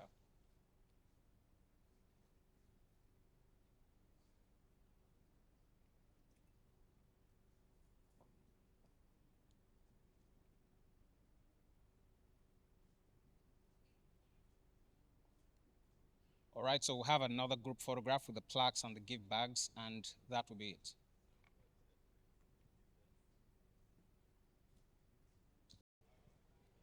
All right, ladies and gentlemen, please join me to welcome our first panelist who will be joining the conversation right about now. Please make welcome the Commission Secretary and Legal Advisor, Nigerian Upstream Petroleum Regulatory Commission, NUPRC, Barrister Olayemi Adeboye-Joy. Round of applause for her.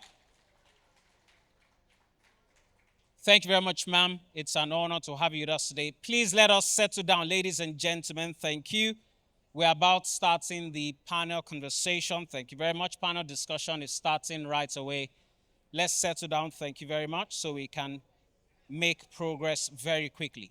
Thank you very much, ma'am. You're most welcome. It is an honor to have you with us today. The Chairman and MD, Nigeria Mid-Africa Business Region, Chevron, Jim Swartz, is represented by Engineer James Okereke, FNSE, who until recently was the GM Applied Research and Technology Services. Please make welcome Engineer James Okereke, FNSC. Thank you very much. Ladies and gentlemen, please let the conversation stop. Thank you. Let the conversation stop. A round of applause for him. Thank you as he takes the stage. Thank you. Also joining our panelists on stage, please make welcome the Executive Director, Development at ESSO Exploration and Production Nigeria Limited, Etabuko Abirire. Round of applause for him. Thank you, sir. You're most welcome. It is an honor to have you with us today.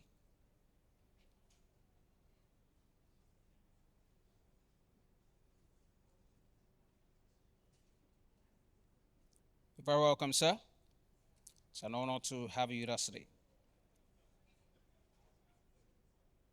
Also joining us for this conversation, please join me to welcome the Chief Technical Officer, DBJ Energy Limited, Roko Detomo. Round of applause for him. The Chief Technical Officer, DBJ Energy Limited, Roko Detomo. You're most welcome, sir. It's an honor to have you with us today. And yes, that will be all for now. We still have one more panelist expected. Once he comes, he will join the rest of our panelists on the stage. To drive the conversation for this panel discussion, please join me to welcome our moderator, the publisher, Africa Oil and Gas Report, Mr. Toyin Akinsho, FNAPE. Round of applause for him. Your seat is right beside me, sir. Mr. Moderator, thank you very much. Right beside me would just be fine. All right, ladies and gentlemen, let the conversation begin. Mr. Moderator, over to you. Thank you very much, sir. Good morning, everybody. There are certain protocols in NAPE. I don't know if Chief Chambers Oyibo is here or he stepped out. Okay. So we'll proceed without the elders of the association. You're all welcome to our 43rd. This is the third event, a gathering, and we continue this morning with the conversation on operational efficiency and human capital development. Now, we had a very robust panel the last time, fireside chat. And you know, when it's Alero, she's a very hard act to follow. So we're going to expand on that conversation. And I have with me some of the most, I don't want to use the word competent, but in terms of renownedness and in terms of expertise, Mr. Rocco Detomo has had very wide and varied experience. He started out as a nuclear physicist and, roughly 52 years ago. And he's still standing, and he's worked in this oil industry for over 40 years.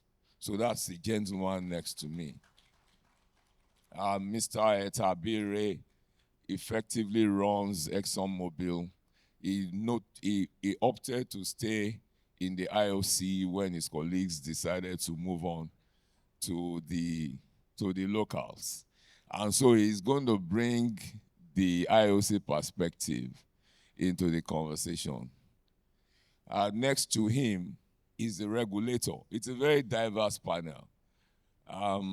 Now, Ms. Adeboyejo is the key attorney of the Nigerian oil industry. NUPRC essentially is the governor of the industry. He's the one that regulates all of upstream. And the secretary, the legal, head of NUPRC is Ms. Adeboyejo. So you need to clap for the regulator, please. And last but not the least, my former colleague, James Okereke, is representing, is GM optimization and is representing the managing director of Chevron Nigeria Limited. So you've got two IOCs on this panel, and you actually have 3 IOCs on this panel because we're waiting for Total. That space you're seeing that is not occupied is Total deciding who are they going to send or not. When they finish that internal, they're actually next door. Is someone who lives next door who doesn't get early to church, if you remember the way it was. Total is here, almost in these premises. That's their office is there. All right, so we go ahead and start from the regulator. Because we want to get a sense. I was having this conversation with Etta, and he told me clearly that one of the things that he learned yesterday, listening to the special advisor on energy, is government saying that, well, we have provided clarity, so why don't you run with it? And that for him is essentially what determines for him, every other thing, in terms of how efficient you can be, because you can't be better than the environment where you are operating. So I'm going to start from the regulator. I'm going to be asking the regulator to give us a sense of where, from where she sits, what exactly, how does she regulate the whole, what's the idea of operational excellence, operational efficiency from the point of view of regulation? That's where we're starting from. Thank you very much, Tony. Let me just thank NAPE for inviting me here today. I'm also very happy to be representing the Commission, the governor of the petroleum sector, as we've been told. Now, when I was invited for this, I looked at the list and I was thinking, I'm just a lawyer. I don't necessarily participate in day-to-day operations. So why me? And then I looked at the list further and I saw everybody was a man. So I guess I'm here not just to talk about operations. I'm probably here to fill the gap. I was very happy earlier on to see that the women seem to have taken over because they had come to represent their male counterparts. And I was hoping I would be given that courtesy. So maybe Total will deem it fit to send a woman. And I'll be very, very, very happy. So because I'm a woman, let me just congratulate Olajumoke once again. Thank you very much for making us women proud. I have no doubt you will do an excellent job. Mr. Moderator, I'm sorry. I hope I'm not taking up your space. I just wanted to put that out there. So the way you talk about operational efficiency from the regulatory perspective, I don't think it's so much about being faster. I don't think it's just not about cost reduction, because when you hear efficiency, we all think of cost reduction, we all think of speed. I think it's working in a way that everything, all the processes, all the systems, they just work well together. And because I'm also a lawyer, I think that regulation is actually the most important architecture of efficiency. Because when regulation is clear, when the outcomes are predictable, then like the gentleman that was speaking to you, Toyin, said, decision makings becomes quite easy because everybody knows what to expect. And for us at the Commission, that has been our goal, to make sure that our regulations are very clear. And to do that, luckily the PIA set that framework. The PIA, he actually created a change because he created this regulator that was performance driven and who had the mandate to make sure that confidence was grown in the investor, the operators, and even the host community. So we do that by enshrining clarity, and we start from the basis of our regulation. Everybody knows that before we pass regulation these days, we have extensive stakeholder consultations. And that makes sure that the operators, the stakeholders, the general public, they are carried along. So we're not just policemen. The world has moved, the PI has moved from a position where the regulator was like a policeman and all he did was enforce. No, we're not like that. We're more than just enforcers, we're business enablers.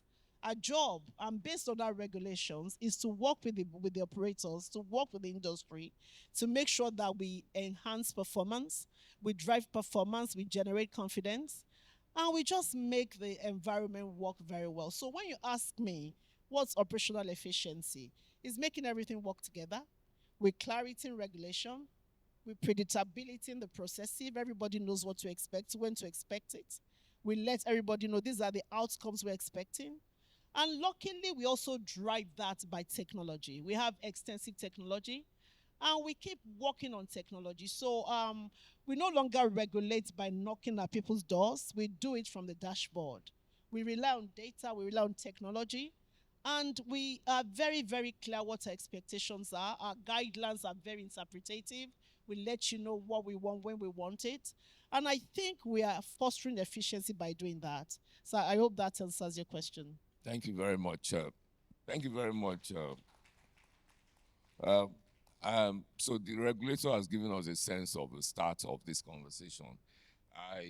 The way I framed it in my book is, how they navigate the constructs of this excellence thing without being seen as hovering over people.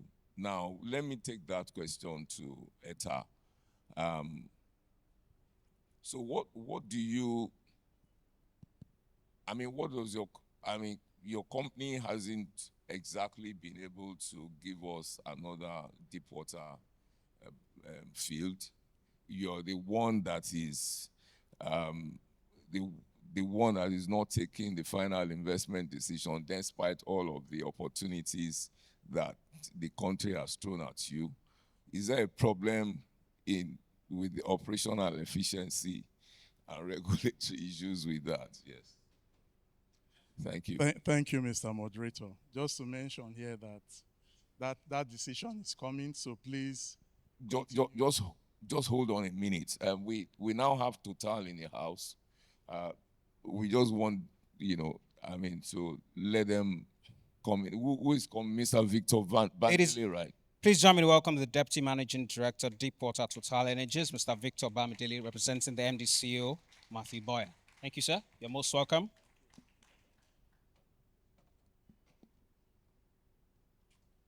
Good morning. So much, sir. Thank you.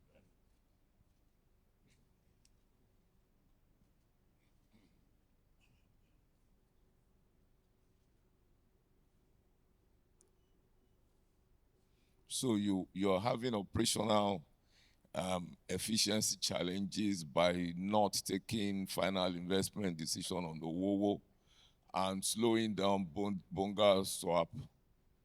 Thank you, Mr. Sorry for Moderator. putting you on spot.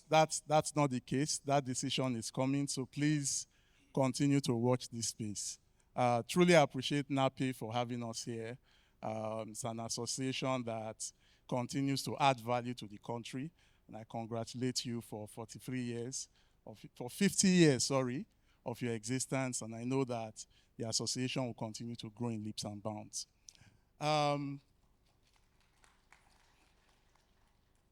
You know, our country has set a very ambitious target to grow our production to about 3 million barrels a day by 2030. That is a growth mindset. And it requires for us to be efficient across the entire value chain and to have the right skill set to be able to deliver that. Now, when I think of operational efficiency, I think of it from the perspective of the government and also the investors. It was the SE Energy that spoke yesterday and said that the part of the government is to provide clarity. The part of the investors is to provide capital. And that is very true. To the extent that we are clear to ourselves as to the objectives that we want to achieve, to the extent that we are clear in terms of regulations, it will attract the right capital. We don't need to go beg anybody. That's the way it works. From an operational efficiency perspective, we see bringing clarity to the table as a huge enabler.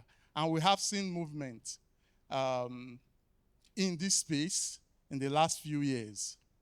If you think of where we're coming from, about 10 years ago, we had what I would call an investment inertia in the deep water space in this country. No FIDs were taken. Deep water space was in a state of pause, if you will, for that period. And then we saw the PIA that brought a structure to the way business should be run, not only in the deep water space, but in the industry. I would consider that foundational, that we need to continue to build on. And then we saw a wave of divestments to the extent that the government was able to sanction those divestments, helped in focusing individuals on areas where they would consider core to their business and continue to provide value. We have also seen a shift in the way the concessionaire in the industry, NNPC, looks at contracting as an example, and they're beginning to do things differently, to be more nimble in that space. All of that is moving us in the right direction. NCDMB, we have seen a shift in thinking about how we develop national content and at the same time consider what investors would consider as competitive space to play in. There's a dynamic there that provides a win-win. Of course, within the remit of the National Content Act, there's a space there that provides a win-win to all parties. I said all of that to say that as an industry, we continue to move in the right direction.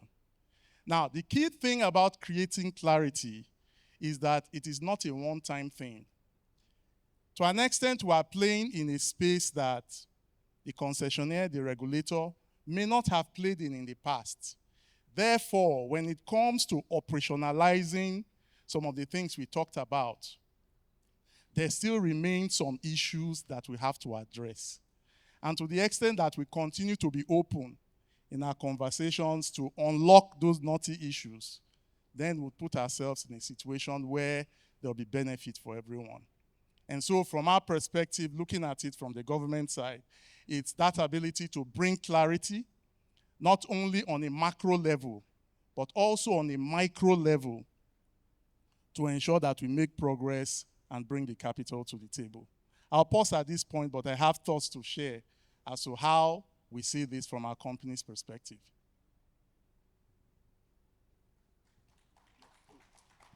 Thank you very much. I don't know about you. I didn't hear any commitment from him. I didn't hear him respond to some of the specific details, but I'll come back to you. Mr. Victor Bandele, you just came in. So for the mic goes to you. I mean, despite the fact that you're just settling down. Now you see, you are in charge of the deep water aspect of Total Energies. So you are the one who is running the bigger pie. You just took two new assets, and you are also trying to optimize the one that. So, but what I find they are asking you, what is sent to you, is to explain to us how shared services, could help the industry optimize production. I mean, it was one of the things that was part of the conversation at the earlier session. But I want to take it further because we want to take advantage of what you have. You're doing work on trying to improve Egina, and you also have to develop those two assets. And you also have a green field that you're working on. And so I would ask you first, how you're bringing about the company's well-known operational excellence to bear on these projects. That's the first question. And then you can now talk about the shared services, which is really the thing that they were trying to ask you. So give us a sense of what, that we can take away as an insight into how your company, operationalizes new developments.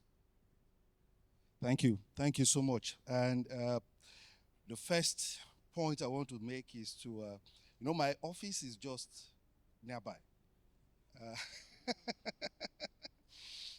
So it's very embarrassing that I came late to this meeting.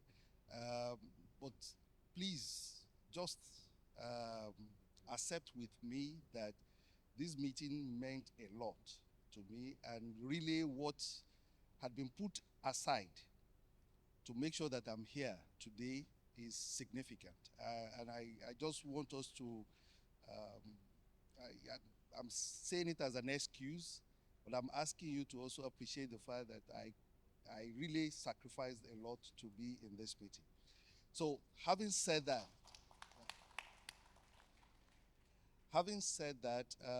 this topic is particularly relevant to Total Energies, especially in the deep water. So my partners are here, and they can bear witness that it is really a very complex setup. Complex in the sense that when you look at what we've been doing in Nigeria, Total Energies, we took FID on Apple in 2003, delivered that project 2009, first oil. First oil on Apple 2009, first oil on USAN 2012, first oil on Egina 2018. So you see the series of first oils on deep water, with each one having its dedicated FPSO. So it's a lot of capital investment. But why did we do that? It's first, and I think our operational efficiency was increasing with each FPSO that you bring in. Because then you see a significant amount of synergies that you're able to do with two FPSOs running simultaneously. When you add a third one, you have even increased operational efficiency because you are able to mutualize and synergize between the FPSOs. So this is the drive. And when you look at countries that are really deep water focused, like Brazil, like Angola, and in the north, in the Gulf of Mexico, you see that once people start to develop with FPSO, bringing a new one is not as cumbersome as the next one. as the previous, sorry. So this was a trend that Nigeria was supposed to follow, and the deep water was supposed to be a major area of growth for us. But I dare say, after Egina, we stopped as a country. After the investment in Egina and the first oil in 2018, there is no other new FPSO coming to our waters. So this is the problem that seemed to have been solved with the PIA. Because I see my brother, there is a lot of activity on Owo since then.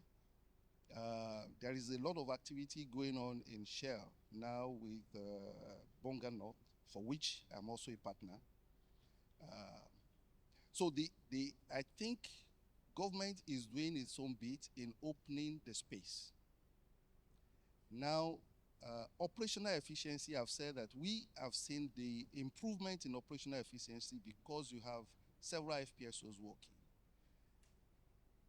But I dare say that that efficiency I'm seeing can be further improved significantly when I have my brothers, my other companies, also launching new FPSOs or doing more deep water activities. In the last 2 years, we were drilling on Apple and Egina as the only operator drilling in the deep water.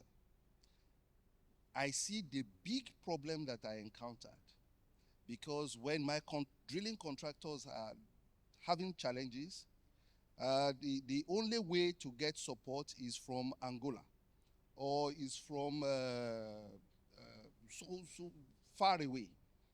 And the reaction time is definitely not optimal. So if we are having a lot of operations going on in the deep water here, first we'll have a lot of synergy in terms of those operations that you will not believe how much price, how much cost that brings down. For example, if I need a vessel to do something and Shell needs the vessel also, we mutualize, we say, okay, it delivers to you and then comes to deliver to me. And we, in fact, even the operations to do, we can mutualize a lot of things. We had the Q7000 that was in in our waters in 2022, and we were in the forefront in bringing it in, but almost all the IOCs benefited and all of us used it afterwards. So this is the focus, this is the way to go, and I just feel that the fact that we are beginning to have more projects come on, the projects will naturally improve the shared services, and our operational efficiencies will improve significantly. So let's just give it all the push that we can to mature and deliver these projects. I think that's the way to go. Thank you very much, Mr. Bandel. A round of applause for him. I'm going to come back to you because you haven't quite responded to the new projects, as well as there's a field development that you're trying to take FID on, that smaller one, the 70,000 barrel a day field on the south of Egina. You will talk to us about it and how operational excellence. I'll be glad. Yes. Let me go to James. Now, James, Total just accused the other companies of not doing much in deep water, despite all the things that President Tinubu has thrown at everybody. Now, I know that you are in charge of optimization, and there was a lot of talk about value assurance during the last panel session. Can you speak to us about some of the synergy between operational excellence and human capital development? Is Chevron still looking at developing human capital, or is Chevron trying to leave the country? That's a very direct question, right? All right, so let me start. Thank you, Tony. But let me start first to, extend the greetings from my chairman and managing director, Mr. Jim Swartz, who couldn't make it this morning. So, distinguished ladies and gentlemen, I bring you greetings from him. and I'm honored to represent him at this event that talks about driving operational efficiency and human capital development in our industry. When Tony and I were talking in the morning, he was steering me almost straight to what Chevron was known for, being an ex-Chevron, which is operational excellence. And I said, we are also known for human capital development in the industry. So when we talk about operational excellence in Nigeria and human capital development, I think it's always important to check where we're coming from. Nigeria possesses significant hydrocarbon reserves, whether it's oil or gas resources. But beyond that, Nigeria also is blessed with significant human capacity. And for me, when I say Nigeria, I'm not looking at the map, I'm looking at Nigeria and Nigerians. Significant human capacity. And so it's important that we marry the two. If we leverage both, you can imagine how much we can turn what we call resources or potential into national development. Not only for Nigeria, but all for Africa, and I would say globally, we make a lot of impact. In Chevron, operational excellence for us is not just a mantra. And I'll give some examples. One of them for us is the leveraging of technology. I know when we say technology, a number of times people's mind just go quickly to the IT things that we see. That is way beyond that. We have advanced reservoir modeling programs for real-time monitoring of our drilling operations. What does that do for us? It increases accuracy. Remember, when we talk about this resource development, you're talking about thousands of feet down that nobody is physically there to touch. So technology plays a key role for us. And when we leverage that, how does it bring efficiency? Non-productive time, that's time wasted in zones where what you're looking for doesn't exist, is reduced. And when that is done, it has a knock-on effect. I think in the morning there was talk about UDC, the ultimate development cost of the project. So if you can get what you want where you need it and in a very time-efficient way, it impacts your recovery and return for everyone, every stakeholder. There are a few headwinds, I would say, that industry will face. One of them is price volatility. We plan these projects that take a long time. The prices do not get fixed. So the earlier you can handle what you want to handle within the frame of time where you made your prediction, the better. They've been talking about regulatory, the importance of regulation. And my sister talked about the PIA. I think it's good. I spent a good time of my career on PIA, leading the PIB team of OPTS. So I understand how much it was a good sigh of relief when the PIB then became PIA. But we need clarity. We need to remove every complexity that will make its implementation difficult. And so if we can follow all that and leverage the tailwinds that we have, which is technology and the strategic partnership that we have, it will lead us to operational efficiency that will make both the assets that we're currently operating and the ones that are in the pipeline to become very efficient. Human capital development, how do they weave in? I've said people and technology or efficiency marries together. So if we leverage what we have, leverage technology, operational efficiency that comes through it, we know that the sky, I would say, it's not even our limit. Thank you. Okay, so we've gone through the operators, and what Mr. Detomo does is that effectively is a CTO of a service farm, but he also has a Shell background. And, you know, someone said here now about non-productive time, and the keynote speaker talked about, you know, having a cell phone where she could basically effectively talk to the field, you know.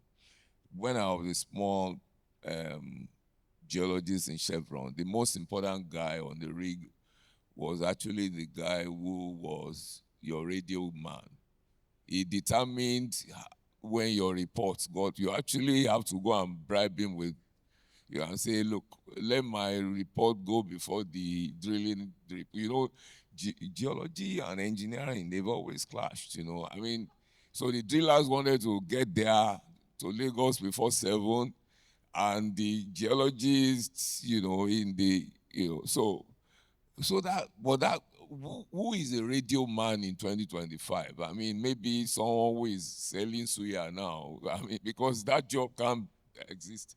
So tell us, give us a sense, because I know that you're very passionate about technology. Can you respond to this non-productive time thing? There's a whole lot of challenges with that in the Nigerian ecosystem. I mean, smart drilling companies are complaining about a whole lot of non-productive time. I mean, people are talking about it in, you know, broadband seismic, you know. I mean, what do you bring to the table if you are engaged by a company, you know, to solve certain problems with AI and co? Yeah, so thank you, sir, and thank all of you for being here. First of all, I just want to say that I'm here not only representing the company that I serve as Chief Technical Officer for, but I'm actually here representing 14,000 geophysicists as the SEG President-elect. So, and I'd like to say maybe two things. First of all, around operational efficiency. You know, I think we've heard from all the majors up here, and I worked for a major for 33 years, and I've worked projects all around the world. But I think the challenge for a lot of the indigenous oil companies here is they may not have the resources from pulling around the world to necessarily meet some of the operational challenges that they have. And I think one of the keys to that is the idea of collaboration and partnership, right? So if you want to improve your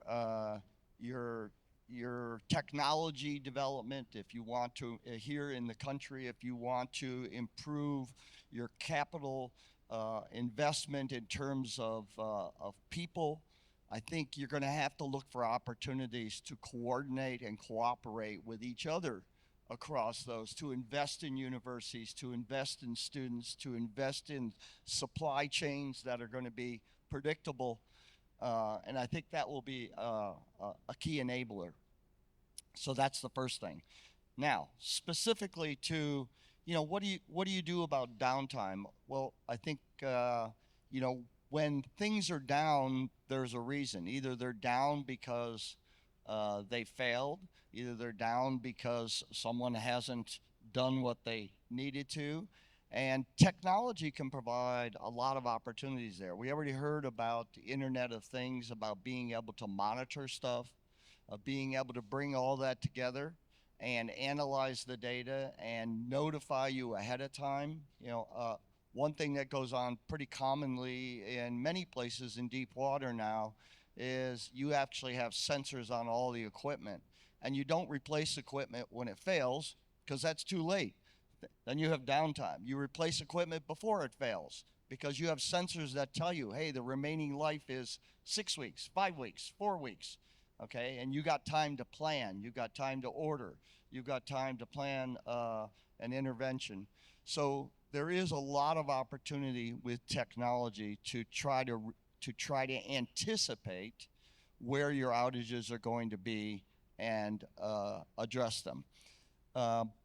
Now, more broadly than that, in the areas of technology, we heard a good example about capturing knowledge, whether it's capturing knowledge from people, capturing knowledge and data from instrumentation, from monitoring devices. Okay, that information, AI can do a great deal with that information.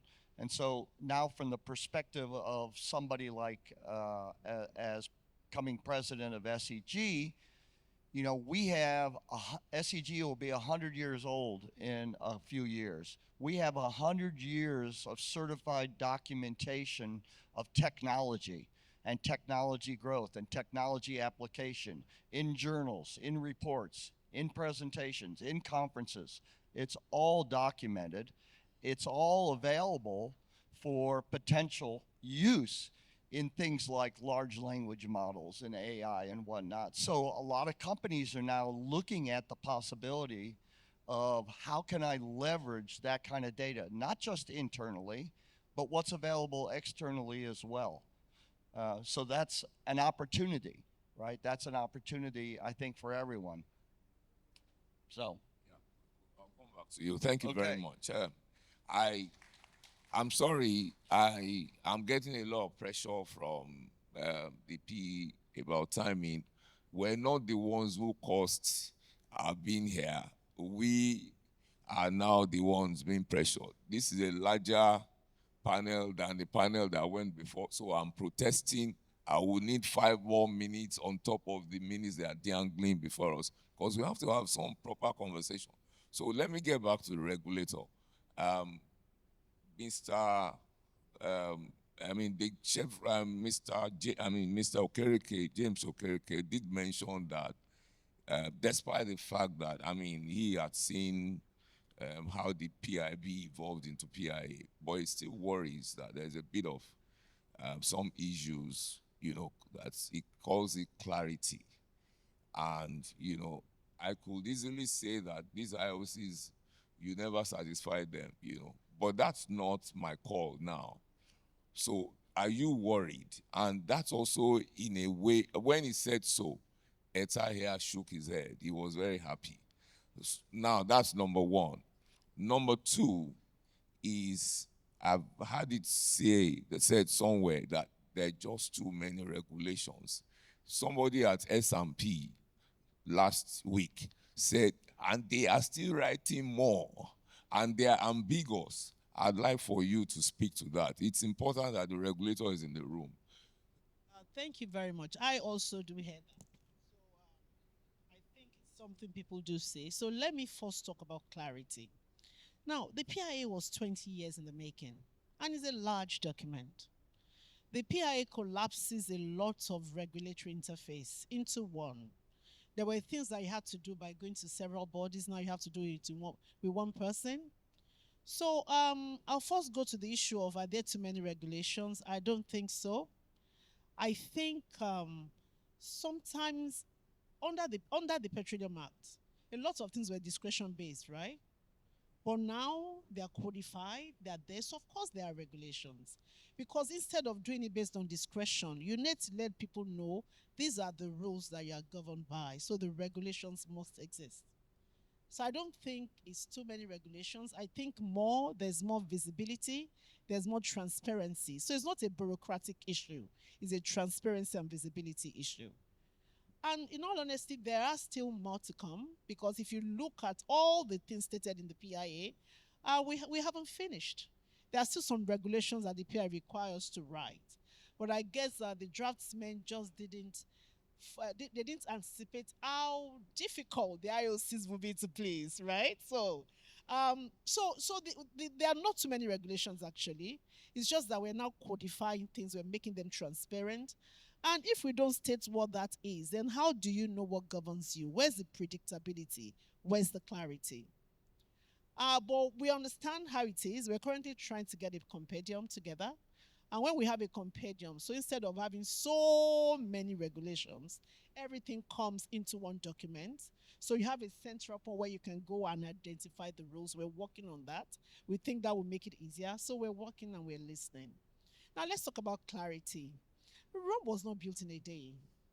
So we have a new law. We are still busy dealing with legacy issues, right? We need to transit from legacy to what we have currently and then move forward to the future. So when we think there are clarity issues, we do issue directives. We provide interpretative guidance. We consolidate, we collaborate, we consult. So I don't think we will just write one law out of a law that's 200 and something sections. And we're coming from a history of how many years? It will take time to get there. But there is clarity because there are people always who call me, for instance, to ask me questions. And Total being number one, right? They would, they would always call, and it doesn't matter whether I'm on vacation, it doesn't matter, they will find me. And they want to know, what does this mean? And we're always providing. And sometimes when operators want it in writing, we are happy to give that in writing. I think the industry needs to know that the regulatory tools are not just the PIA, they are not just the regulations, they're also those directives we issue. We do extensive guidelines. When we feel that something is not clear enough from our regulation, we then go into guidelines to further expatiate. And when we feel that is not enough, we issue interpretative guidance. So all those things are together to define whether there's clarity or not. So I think everything is work in progress, and I think we're getting there. But just know that if you identify anything that you think is not clear, call anyone. We're always very receptive. We're always happy to answer questions. And that's what I'll just say to that. Okay. Yeah, thank you. Thank you so much. You can clap for the regulator, please. So we're going to do 1 minute, the regulator has spoken. I still have issues. One more, where's the follow-up? The follow-up is that why aren't those regulations that simple? That the Angolan, no, you are not going to respond to that. Let everybody just say one, because these people are on my neck. So but I start from ExxonMobil, which hasn't said anything today really, other than to say that government is clear. I used to work for Chevron. American companies, they don't say anything. What I will make them say things. So please, tell us, just give us what we want, actionable insights. We're going to do communicate. Tell us why you are stalling on Owowo and Bonga Southwest. Why you are the one of the partners in Bonga Southwest that is not allowing it to happen. But if you are not going to say that, it's okay. Just give us something beyond what you just said now. Thank you. Okay, thank you, moderator. The partners on those projects you mentioned are also seated here. And they are grumbling. They grumble behind your back.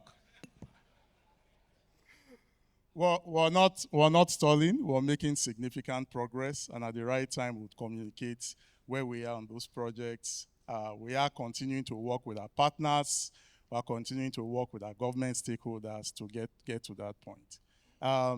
And to the extent that we remain open in terms of communication with each other, I think that would drive us towards what we want to achieve as an industry.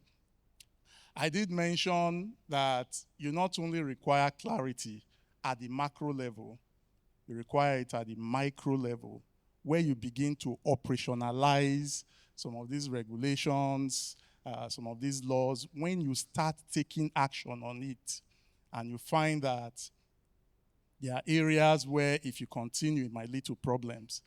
We'll need to call our sister here so that she can provide the right clarity for us to make progress. So I think as an industry, to the extent that we remain open to communicating with each other, I think we'll get where we need to get to.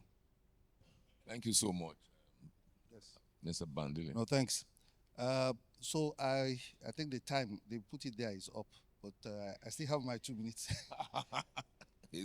So you asked a question the last time about the things that are in the pipeline. Yes, exactly. Us. You see, they will say. I will say. We have a desperation inside of Total Energies, and that desperation is to ensure the optimum development of all the assets that are in our possession. So I start from the existing assets like Egina, where you have an FPSO that is capable of delivering up to 200,000 barrels of oil per day. I'm doing less than 100 as I speak, not because of poor management, but it's the natural decline of the field. So there is a desperation to bring all the tiebacks that are possible on that asset in place. So we're working on all the possible tiebacks. And that's one of the reasons why I will always go to the regulator to say, the environment, you need to help me to make it work.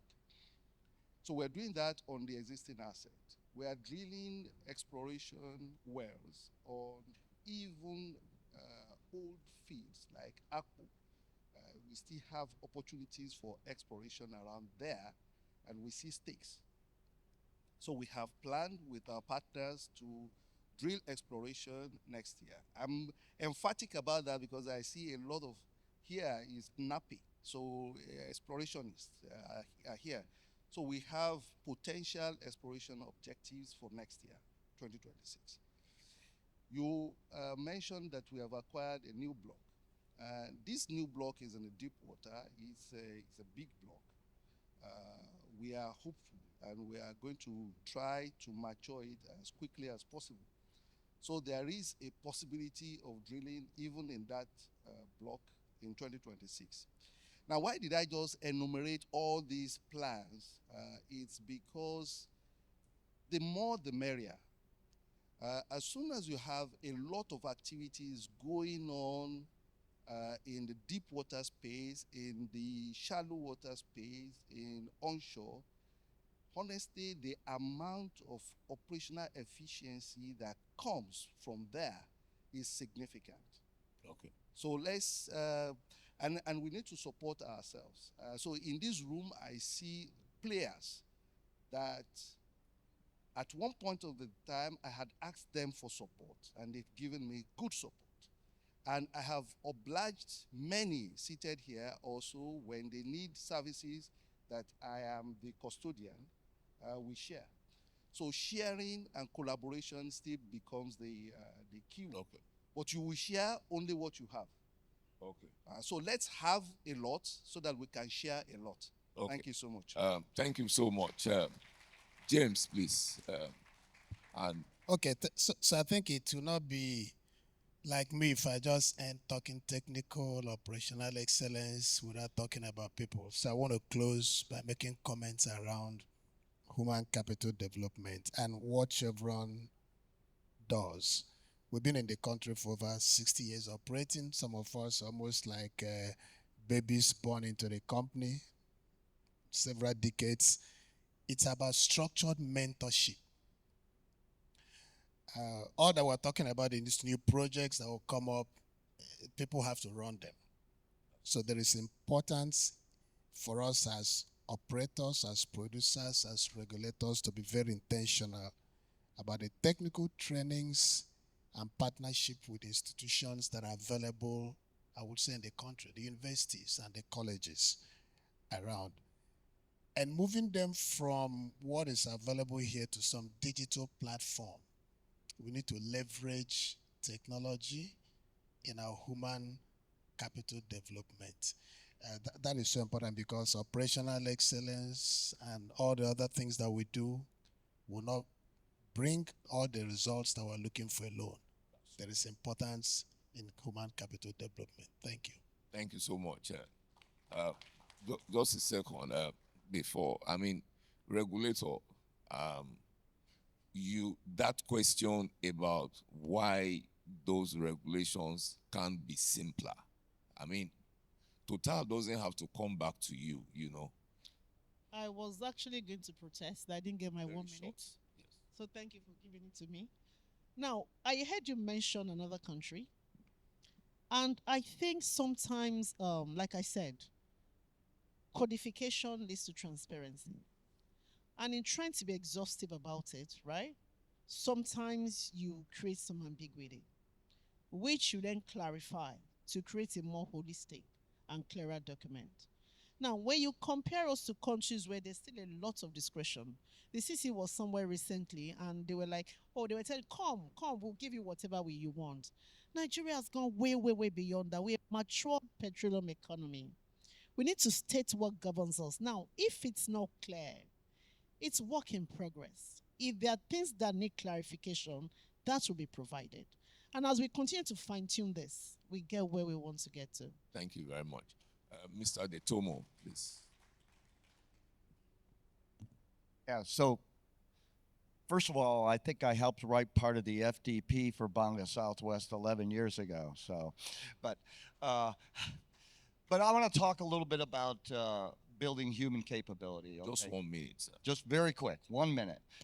Okay, and what I want to say is that I think that is really where the future of Nigeria lies, right? In this industry, is you have the assets to do it, but you need more people that can actually execute the projects and the plans that you have there. And that means investing in your universities. That means investing in your young professionals. That means investing in continuous training and learning the new technologies. I gave a short course in 4D time-lapse seismic, right? And so that's a technology. I wouldn't call it a new technology, but there are a lot of new technologies out there using AI, using distributed acoustic seismic, using the new kinds of node and acquisition systems. So how are we going to develop that talent? I think there's a lot of people like myself, gray hairs in the industry, who are willing to come back and help mentor people, who are willing to help teach courses. The SEG is willing to work with NAPE and partner and get more education opportunities over here. So I'll offer that up. Thank you. Yes. So we could go on and on, but that is the more like the wrap up of this panel. One thing that I didn't ask, and the chairman, sir, the chairman of the subcommittee, we could put this in the communique. One of the things that I wanted to ask Total that we are not able to ask, not ExxonMobil anymore because they are no longer in shallow water, is that too many,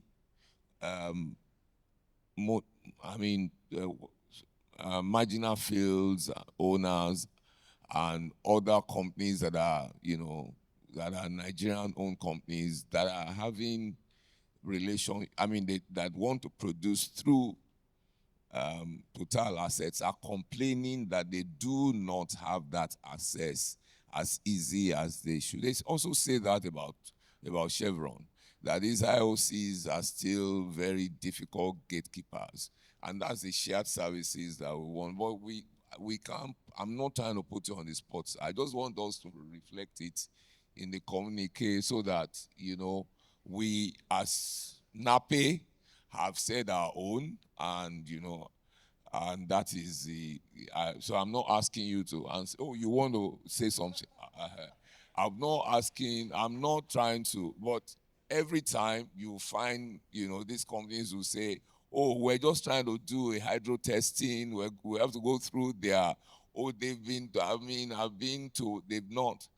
That still is a challenge. It was a challenge for, ExxonMobil too when it had MPNU. They still are not letting go. That's the reason why we wanted to put share services in this, and we are not able to discuss it because the PE insisted to reduce our time and then harassed us, hounded us, and has hounded us out. Thank you so much, panel. It's a real pleasure being here. Yes. All right, ladies and gentlemen, we've listened to that panel discussion, and yes, our panelists have done justice to the theme. And yes, Mr. Moderator, thank you very much for helping us to work within the constraints. Paparazzi will have 2 group photographs, one without the plaques, then the second with the plaques. And yes, our host, the president of NAPE, John Bosco Uche F. NAPE, will also join them on stage to present the plaques. NUPRC first, thank you. Barrister Olayemi Adeboyejo, that's the plaque. The picture, right? Yes. So first group photograph without the plaques, Then the second group photograph with the plaques. So paparazzi, that's your cue. Let's have the first group photograph. All right, the plaque for NUPRC, Barrister Olayemi Adebejo. Please give it to the president. Please give it to the NAPE president.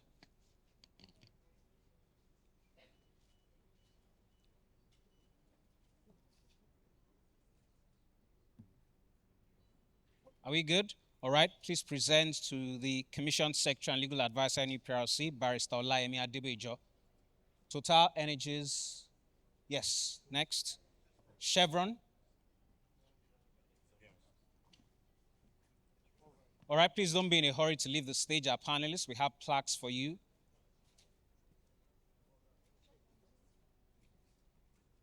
ESO. Etabo Kwabire. Thank you.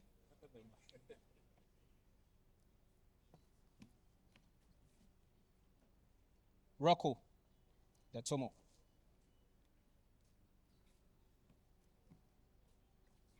The plaque for Mr. Rocco Detomo. Then for the moderator. For the moderator. Give it to the president. For the moderator.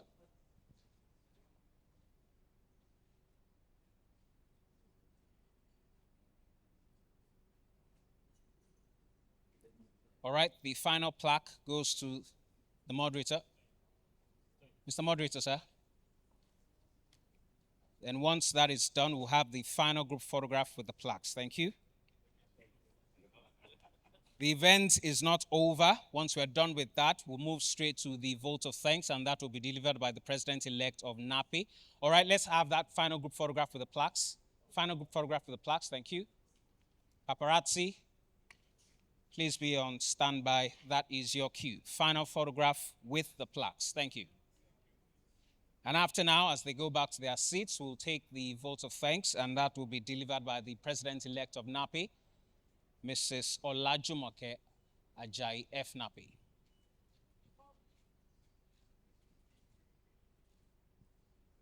All right, ladies and gentlemen, that brings us to the end of the panel discussion. Thank you very much, our panelists. Thank you for sharing from your wealth of personal and professional experience. Thank you for enriching the conversation. All right, ladies and gentlemen, thank you for your time. Thank you for your patience. And most importantly, thank you for your presence. The event is not over, so please just settle down as we take the vote of thanks. And to give the vote of thanks, please join me to welcome the president-elect of NAPE, Mrs. Olajumoke Ajayi F. NAPE, for the vote of thanks.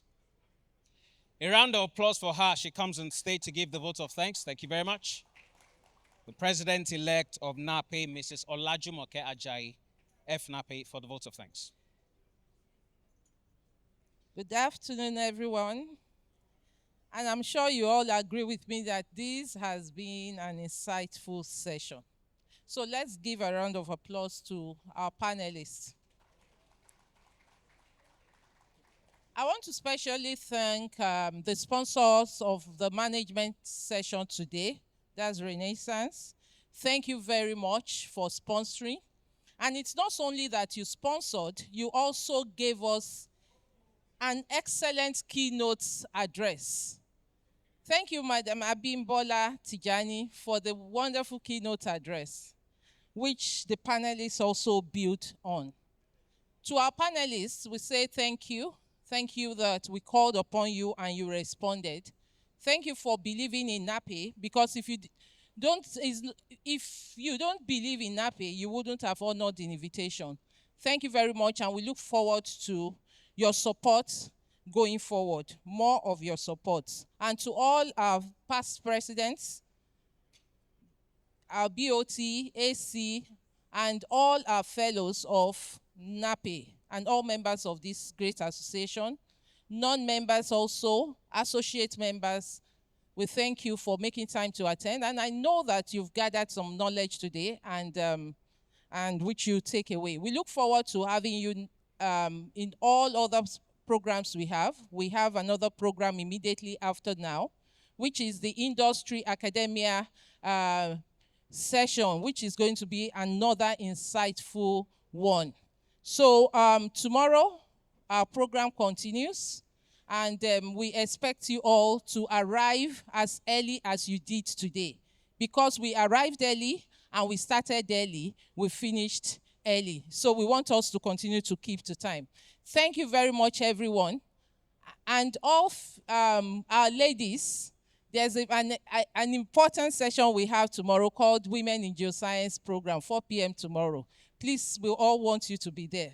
Okay, so all our dignitaries, our speakers, all dignitaries, please, our president has a special lunch for you.